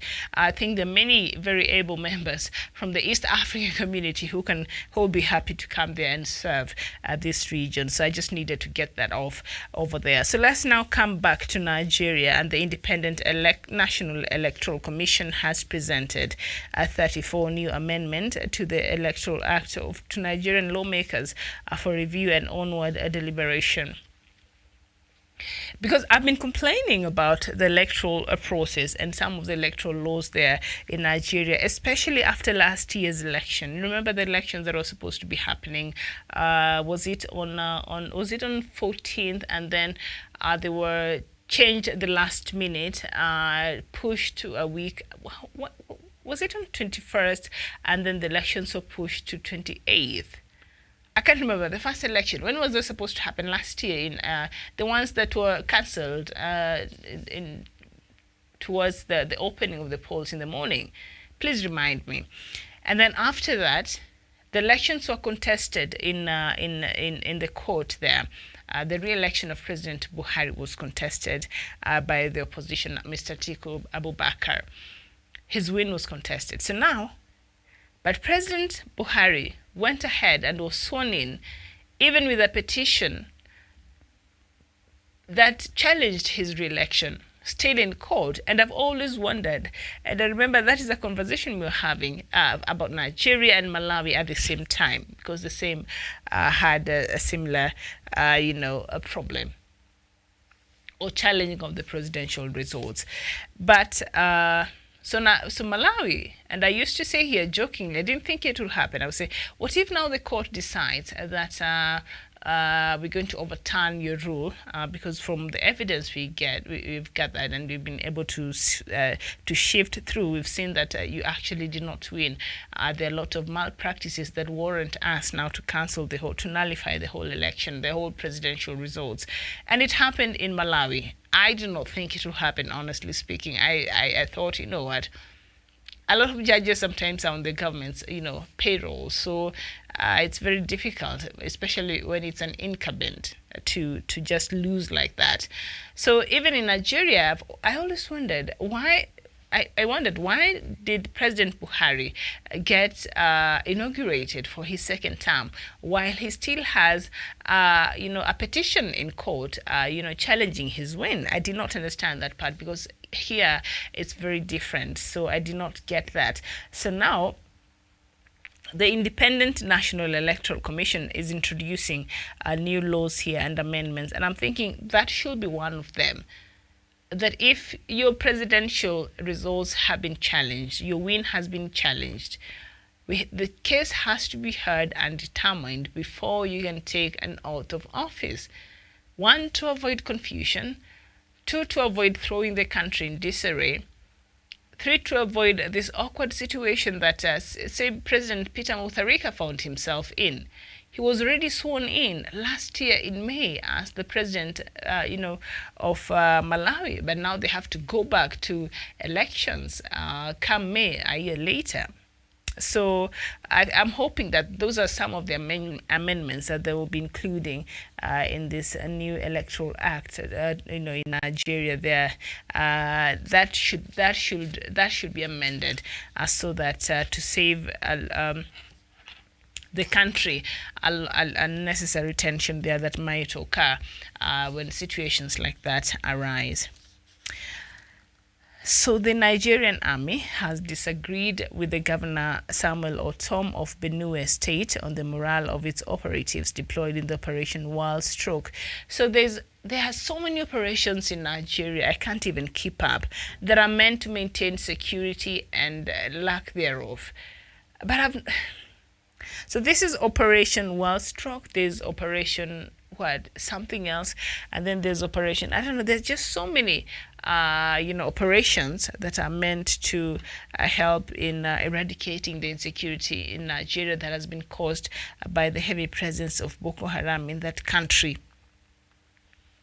So the governor, Samuel Otom of Benue State, really criticized the National Army of Nigeria, and they came out and said perhaps they're overwhelmed, or perhaps they just demoralized or something. And the Nigerian army came out and said, no, we're not overwhelmed, and nor are we overstretched by the security challenges in the states that they are operating. I'm thinking, what?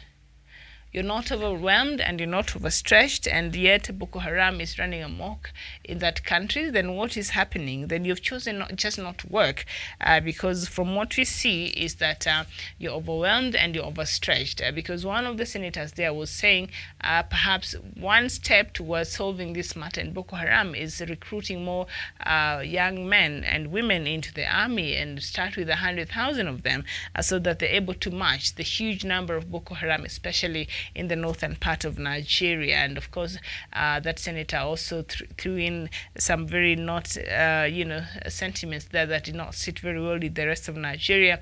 I said, and half of those, recruitees needs to come from my own constituency. So that was not really from my own state. All right, so that they can join the army. So the Nigerian army is saying they got it. They're not overwhelmed and they're not overstretched, so they're able to take care of the security of the country. Sorry. Let me take a short break. And I'll be back. I apologize for that.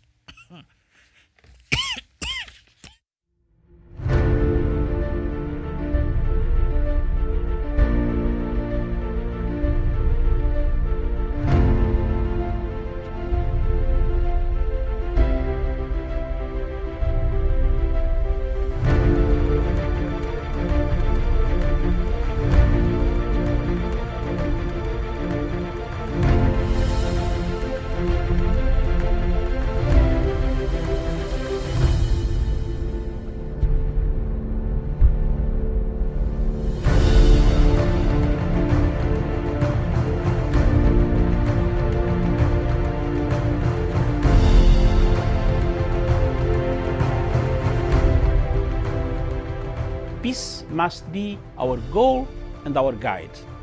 And all that we strive for as a human family, dignity and hope, progress and prosperity, depends on peace. But peace depends on us.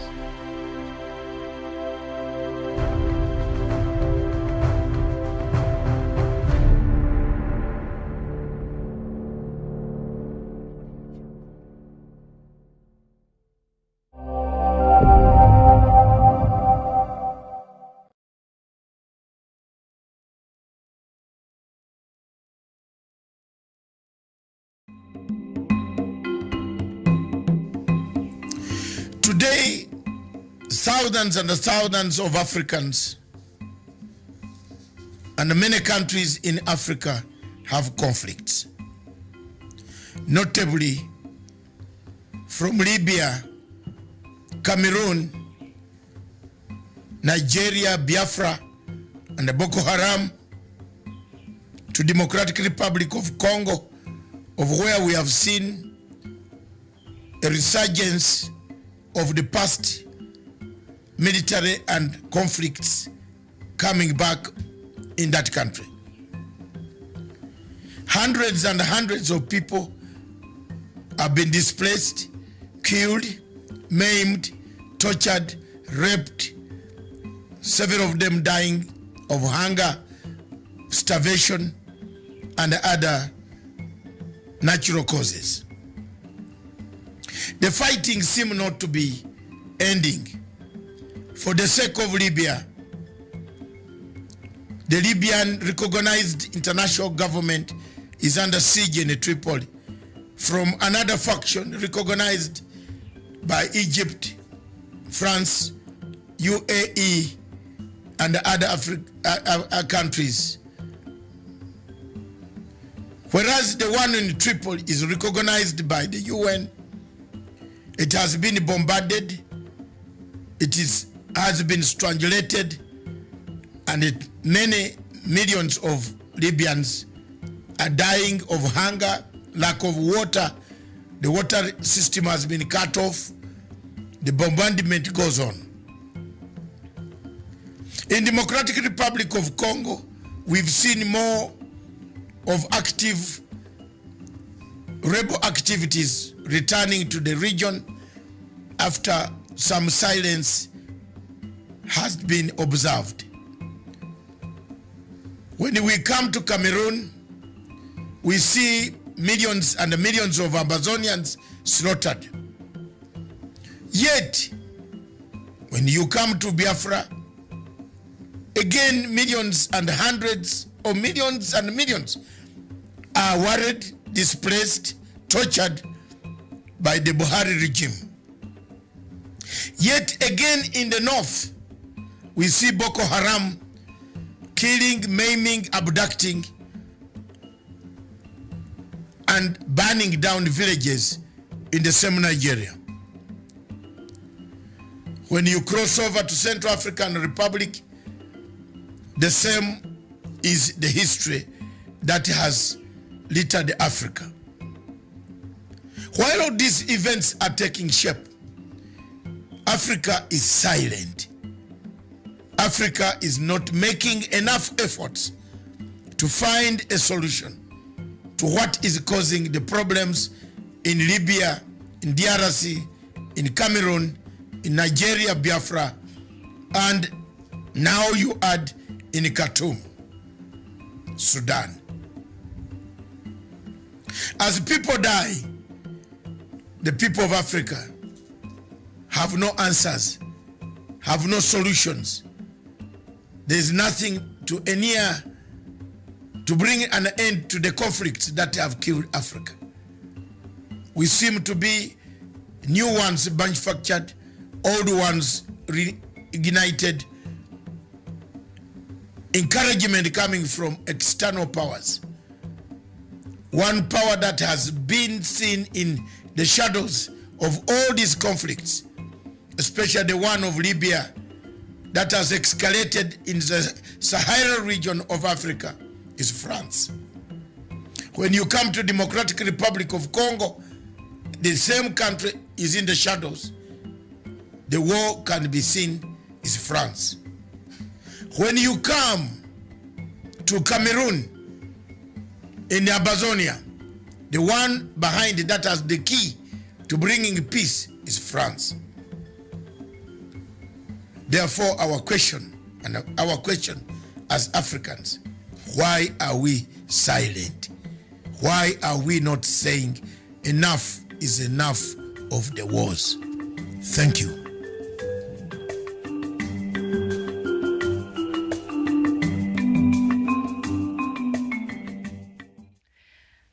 Welcome back. And just before the break, we were looking at some of the news making headlines across Africa, and we were, I think, looking at Nigeria and one of the latest, what do you call it, military operation that codenamed Operation Whirlwind. And I was just wondering how many operations sorry, like this does Nigeria have?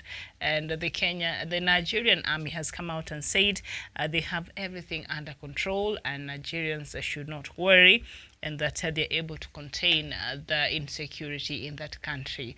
But Nigerians and the rest of the world, we know otherwise, judging from what we've been seeing happening in that country. So now let's just move to South Sudan, and I see a lot of you are writing. Let me just read a few of your comments this afternoon. 10 minutes to 1 p.m. here in Nairobi.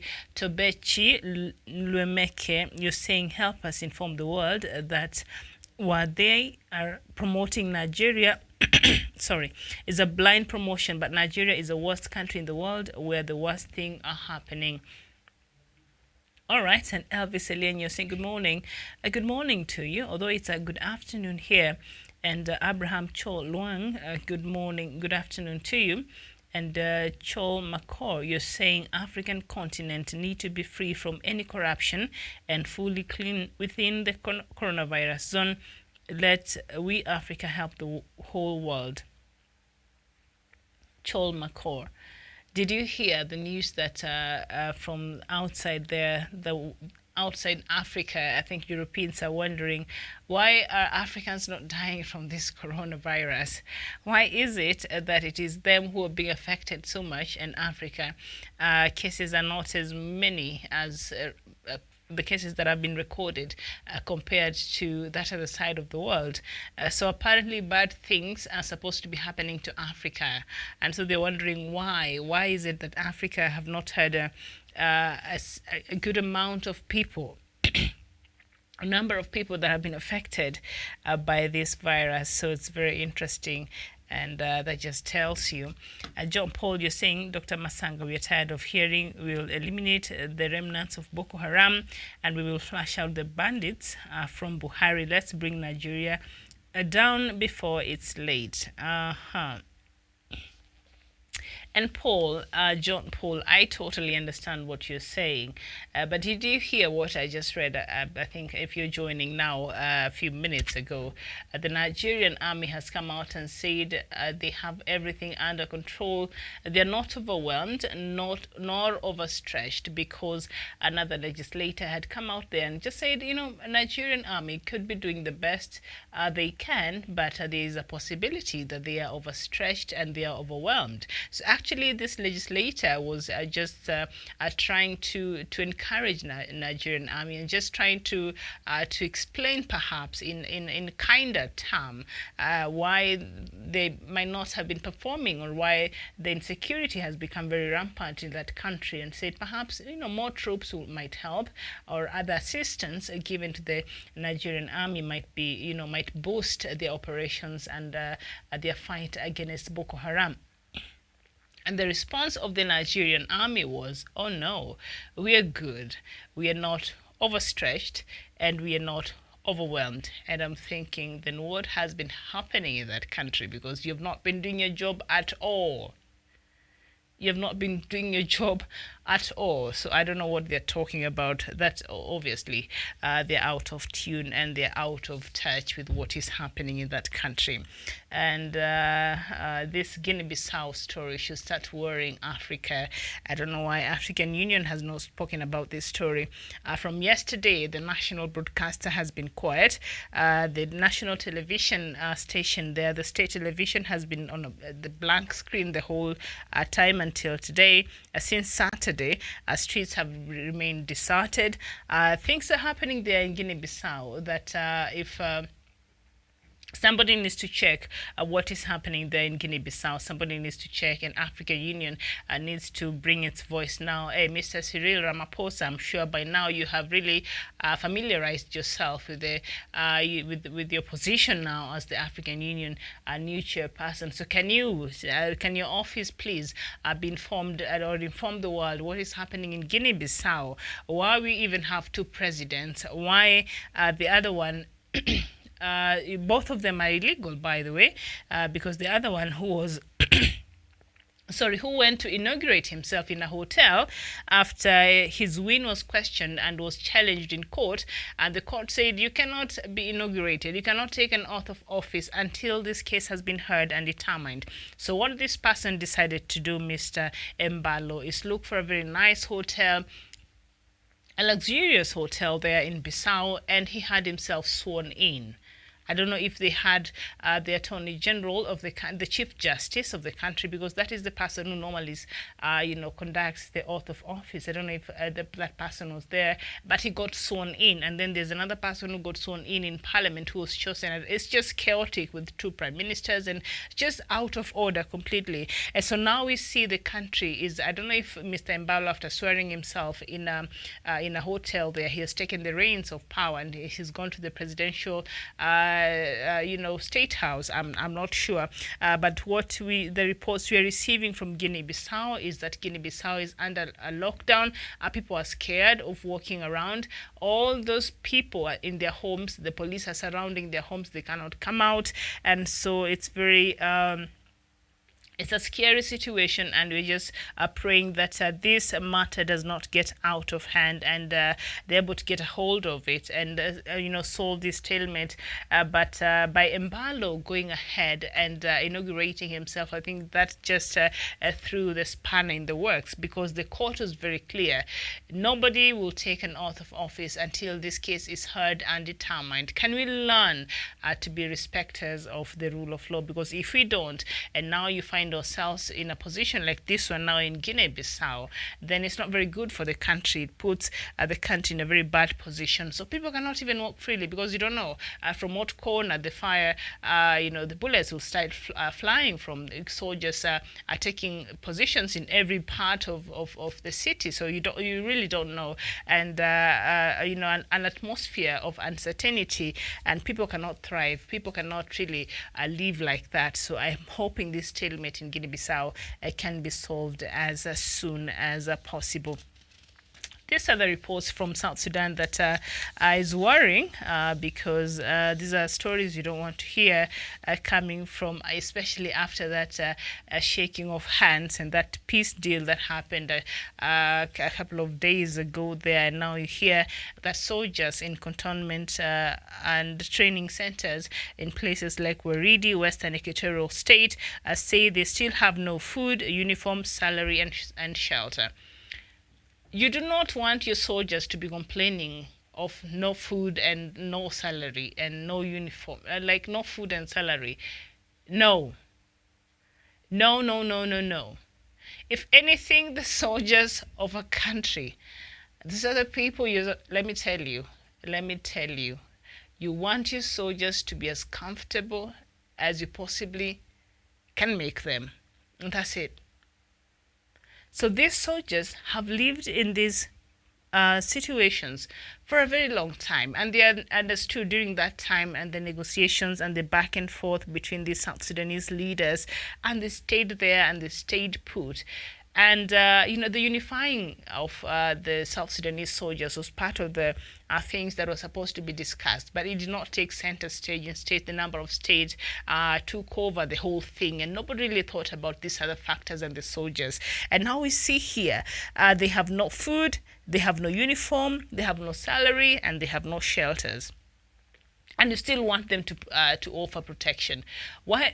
And then you think they'll not start acting like trying to eke a living, because being a soldier and you're not paid and you don't have food and you're hungry and you have a family to feed, why would you not turn and do other criminal activities with that firearm that you have in your hand? I'm not saying that is what is happening, but it has been reported. Some of these soldiers are the ones who are perpetuating some of these criminal activities there in South Sudan. And the leaders of South Sudan are still arguing about the positions, are still making noise about. Even they've started arguing. The dust has not even settled, and now they're worried about Mr. Kiir side is taking this much position. Mr. Machar wants this part of the ministerial jobs. His side wants that. Mr. Kiir will not let go of some of this. That is what now the heads are locked at. The dust has not even settled, while the soldiers that you're supposed to be bringing together first are dying of hunger, have not been paid for several, God knows since when. The salary they've not received for a while now, and the shelters, they don't even have any. These are soldiers that are armed, and a lot of them are militia people. So please, can somebody solve this matter very, very quickly?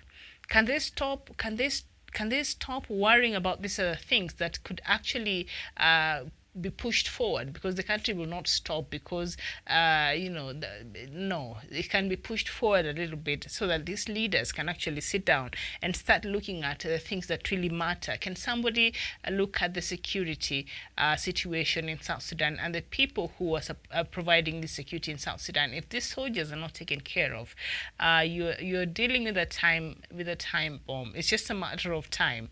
It's just a matter of time. Anything small, because these people have gone through so much, so for them to sit and see you there, you've shaken your hand, you've signed the peace deal, and everything is okay, and you're just sitting there arguing about positions now.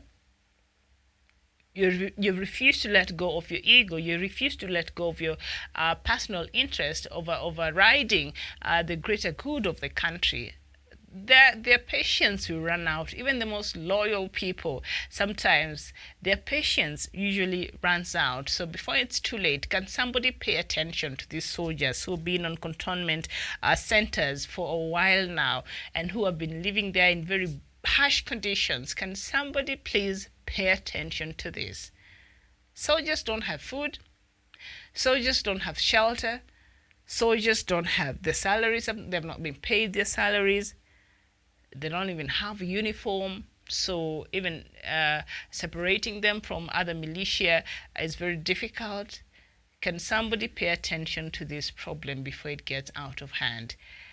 President Salva Kiir and Mr. Riek Machar, it's a good thing that you signed that peace deal. I still wonder why it took you so long, but you did it. That's good. But that was not the only issue that was under discussion. Remember, unifying of the forces was also part of the contentious matters, and you cannot unify a force that has no food. You cannot unify a force that has not received its salary for a while now. You cannot unify a force that has no shelter, that lives, I don't know, they live in bushes or under trees somewhere in the cantonment centers, that live in very bad conditions. No, you cannot do that. Those people will not serve. Those people will not serve as they should. And it's just a matter of time. So somebody please,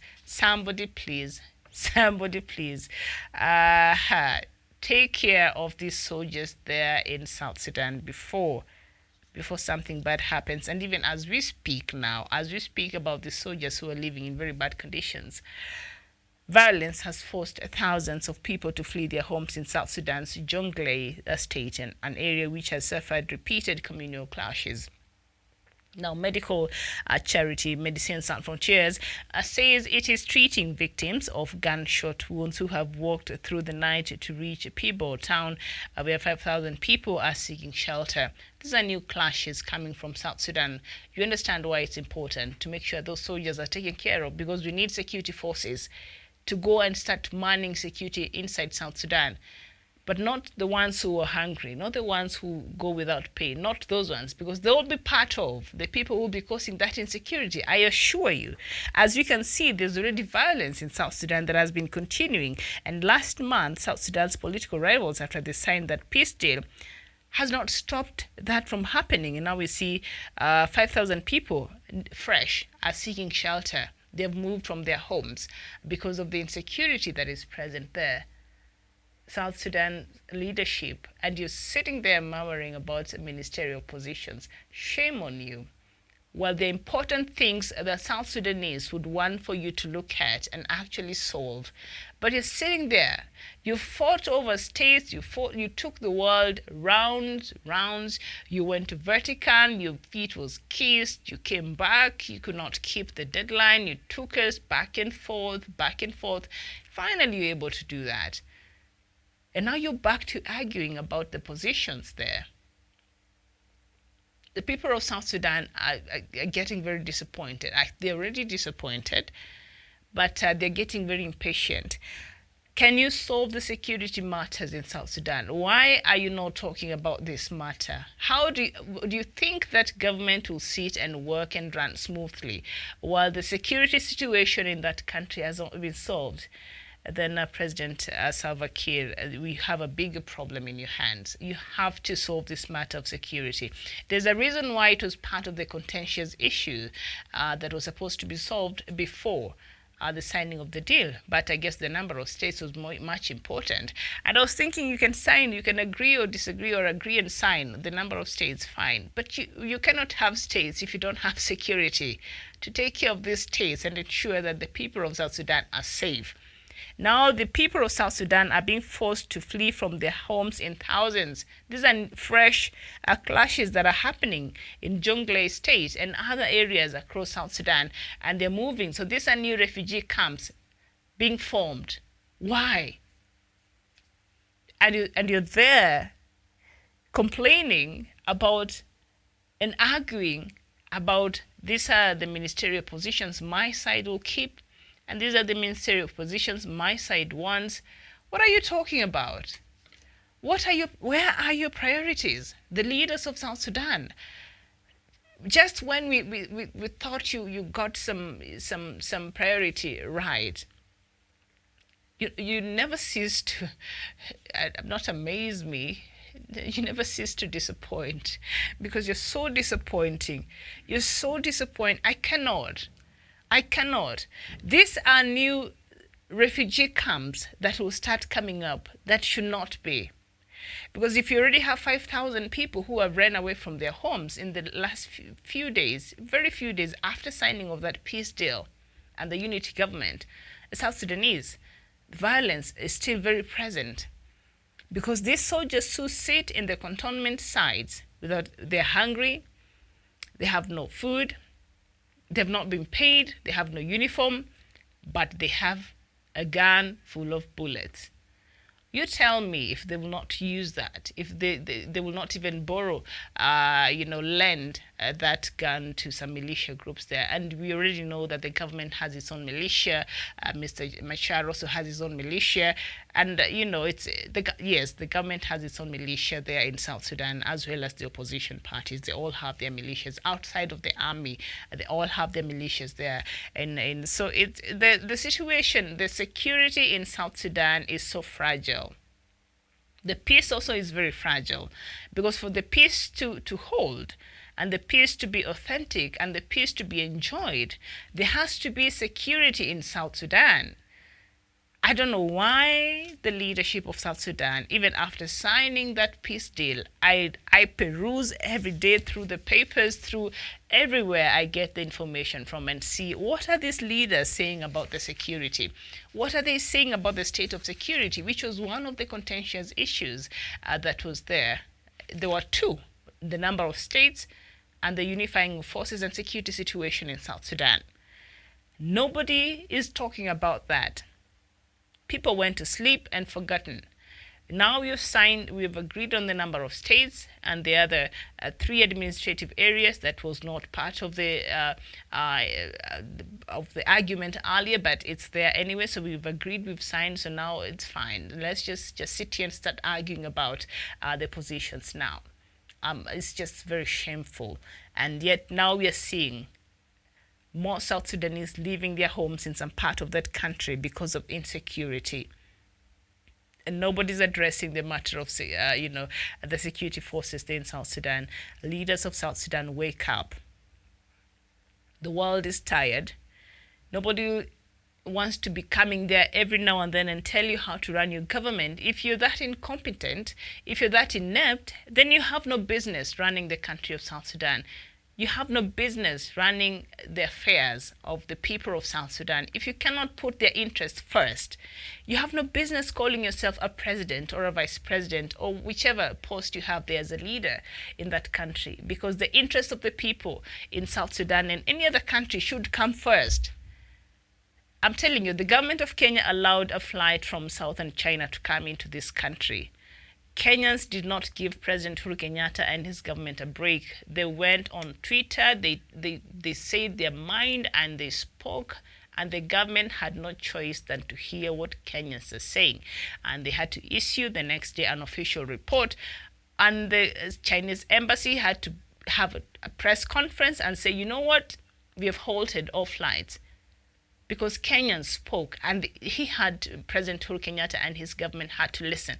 Because that is what a government does. You listen to the people who have put you there, people who elected you, who put you there as their president. You put their interests first, and you hear, what is it that my people are saying, and why is it that they're saying it? And you hear them out, and then you make the proper decision, because you're there because of them. But the situation in South Sudan, I don't know. And elections are coming up, I think, in 3 years, which I think is just a long time to just still have these people there. From what I see, really, they don't have the interest of the people of South Sudan at heart. They've shown it and they've proved it, all of them, both President Salva Kiir and Riek Machar, and how Wengine, the rest of them who are, the active stakeholders in this matter. They don't. When you see how things are done, and even that peace deal that was signed, when you read through it, had nothing to do with the people of South Sudan. They're looking after their own interest. They're looking after their own. Sorry. I apologize. I'll be back in a minute and just finish the show.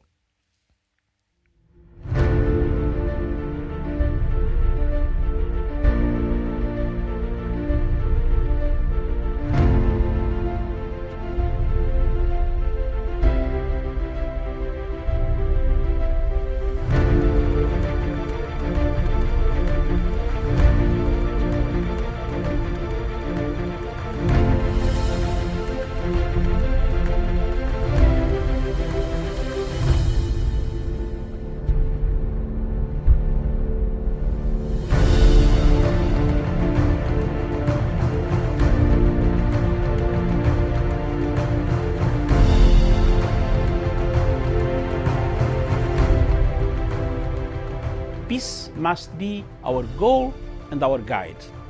And all that we strive for as a human family, dignity and hope, progress and prosperity, depends on peace. But peace depends on us.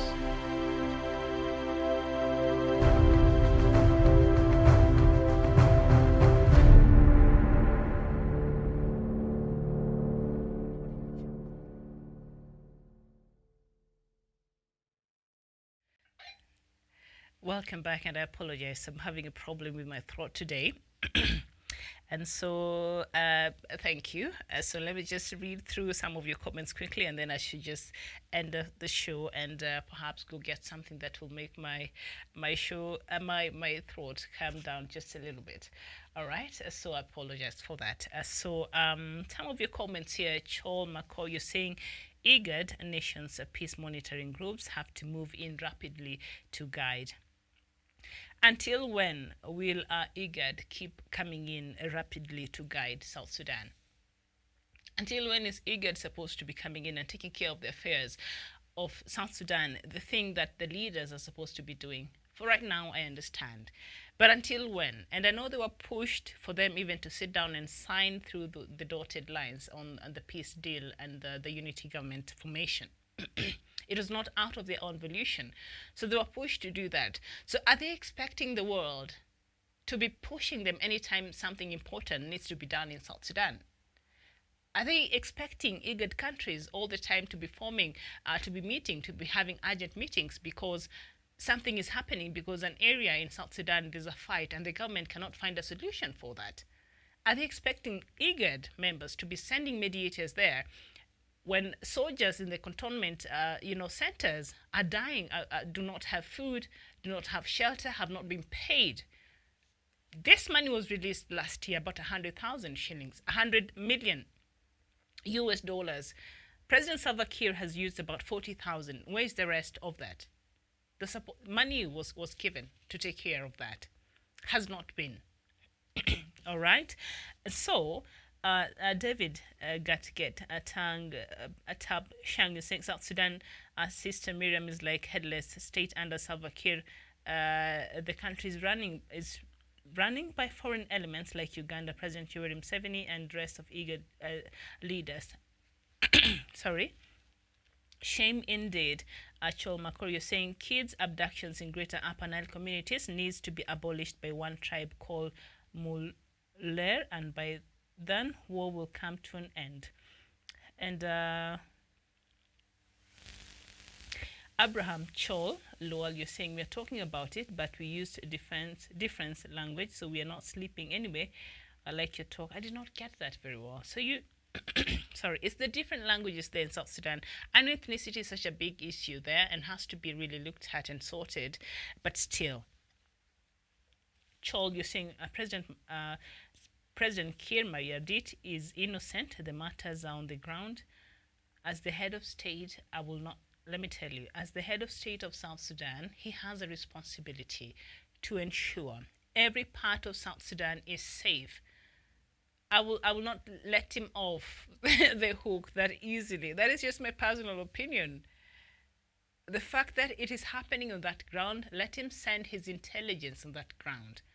Let him ensure that that part of the country is safe, because as the head of state of a country, everybody, whether you like them or not, whether they voted for you or not, whether they are your supporters or not, whether they are your tribe or not, a head of state of a country is a unifying factor, and you have a duty and a responsibility under the constitution of that country to protect the country and the lives of the people of that country. So President Salva Kiir is failing at this point. President Buhari has completely failed there in Nigeria. We are not giving them a break. And for South Sudan, Riek Machar also cannot escape, because they've created this situation. For South Sudan is a very unique situation there. So they've created this environment that things cannot even work properly there in South Sudan. So we cannot, because the getaway, they should be called out for their participation and their part that has gotten South Sudan and these other places in Africa where it is. And David, you're saying problem of South Sudan is lack of leadership and rampant corruption. That is very true, because South Sudan was named this year. Transparency International Corruption Index found that South Sudan was the second in the world most corrupt country in the world, and Somalia was the first country. So when I see Somalis here, yesterday we were having a conversation about Somalia, and I see Somalis here coming out and telling us how Kenyans are very corrupt. Well, Kenyans are corrupt. I'm not saying, I'm not disagreeing with that. The cartel in this country, the cartel industry is just another industry on its own. It's just another government on its own in this country, and something needs to be done. President Uhuru Kenyatta, for you to win a war against corruption, that is something that your government must deal with decisively. But Somalia is the most corrupt country in the world. That is according to Transparency International corruption index. So, and South Sudan comes second. So I understand, but also because of the conditions and what has been happening in South Sudan, not proper structures of accountability and governance and things like that has really made corruption thrive in that country. And let me see, Nonso Linus, thank you so much. You're one of our ardent watchers here, and we appreciate. Thank you so much. You're saying IPOB, one family and one family IPOB. Abraham Chol, you're saying, I hope you, the land of milk and honey, that is Biafra. Okay. If you're probably promoting Nigeria, you're promoting Boko Haram. What will... Nobody's promoting Nigeria. We're just saying what is happening in that country, all right? But did you know that Nigeria, I was reading somewhere this morning, they were named the biggest economy in Africa, but also Nigeria has the biggest number, it's the leading world in poverty. Like even the levels of poverty, even in Somalia, the war-torn country, are much better compared to Nigeria, which is the leading economy in Africa right now as you speak. It has taken the place of South Africa, which has been really, the economy has been up and down. So I don't understand the disparity. The country that has the most poverty levels in the world, leading, and then it is the biggest economy in Africa. I know, it does not make sense. All right. And Chol, you're saying because when the stability began, UNIMIS starts a new war in South Sudan because they are feeding IDPs in South Sudan. Yes, Achomakor. That could also be another reason why. All right, so thank you so much. I would like to continue, but I'm having a problem with my throat. So I think we're done for today. I'll see you sometimes back later. So let me just go and take care of myself. As you take care of yourself, thank you so much for your company, and thank you so much for your participation. And so let's meet here much later. My name is Miriam Ugutu. It has been a pleasure.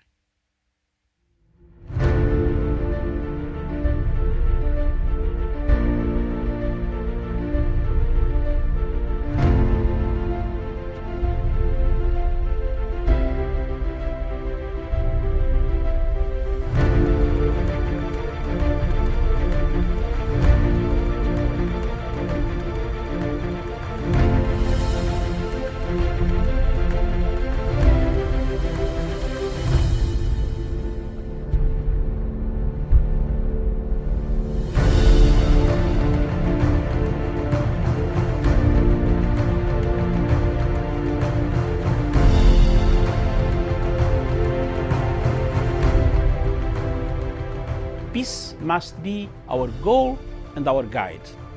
And all that we strive for as a human family, dignity and hope, progress and prosperity, depends on peace.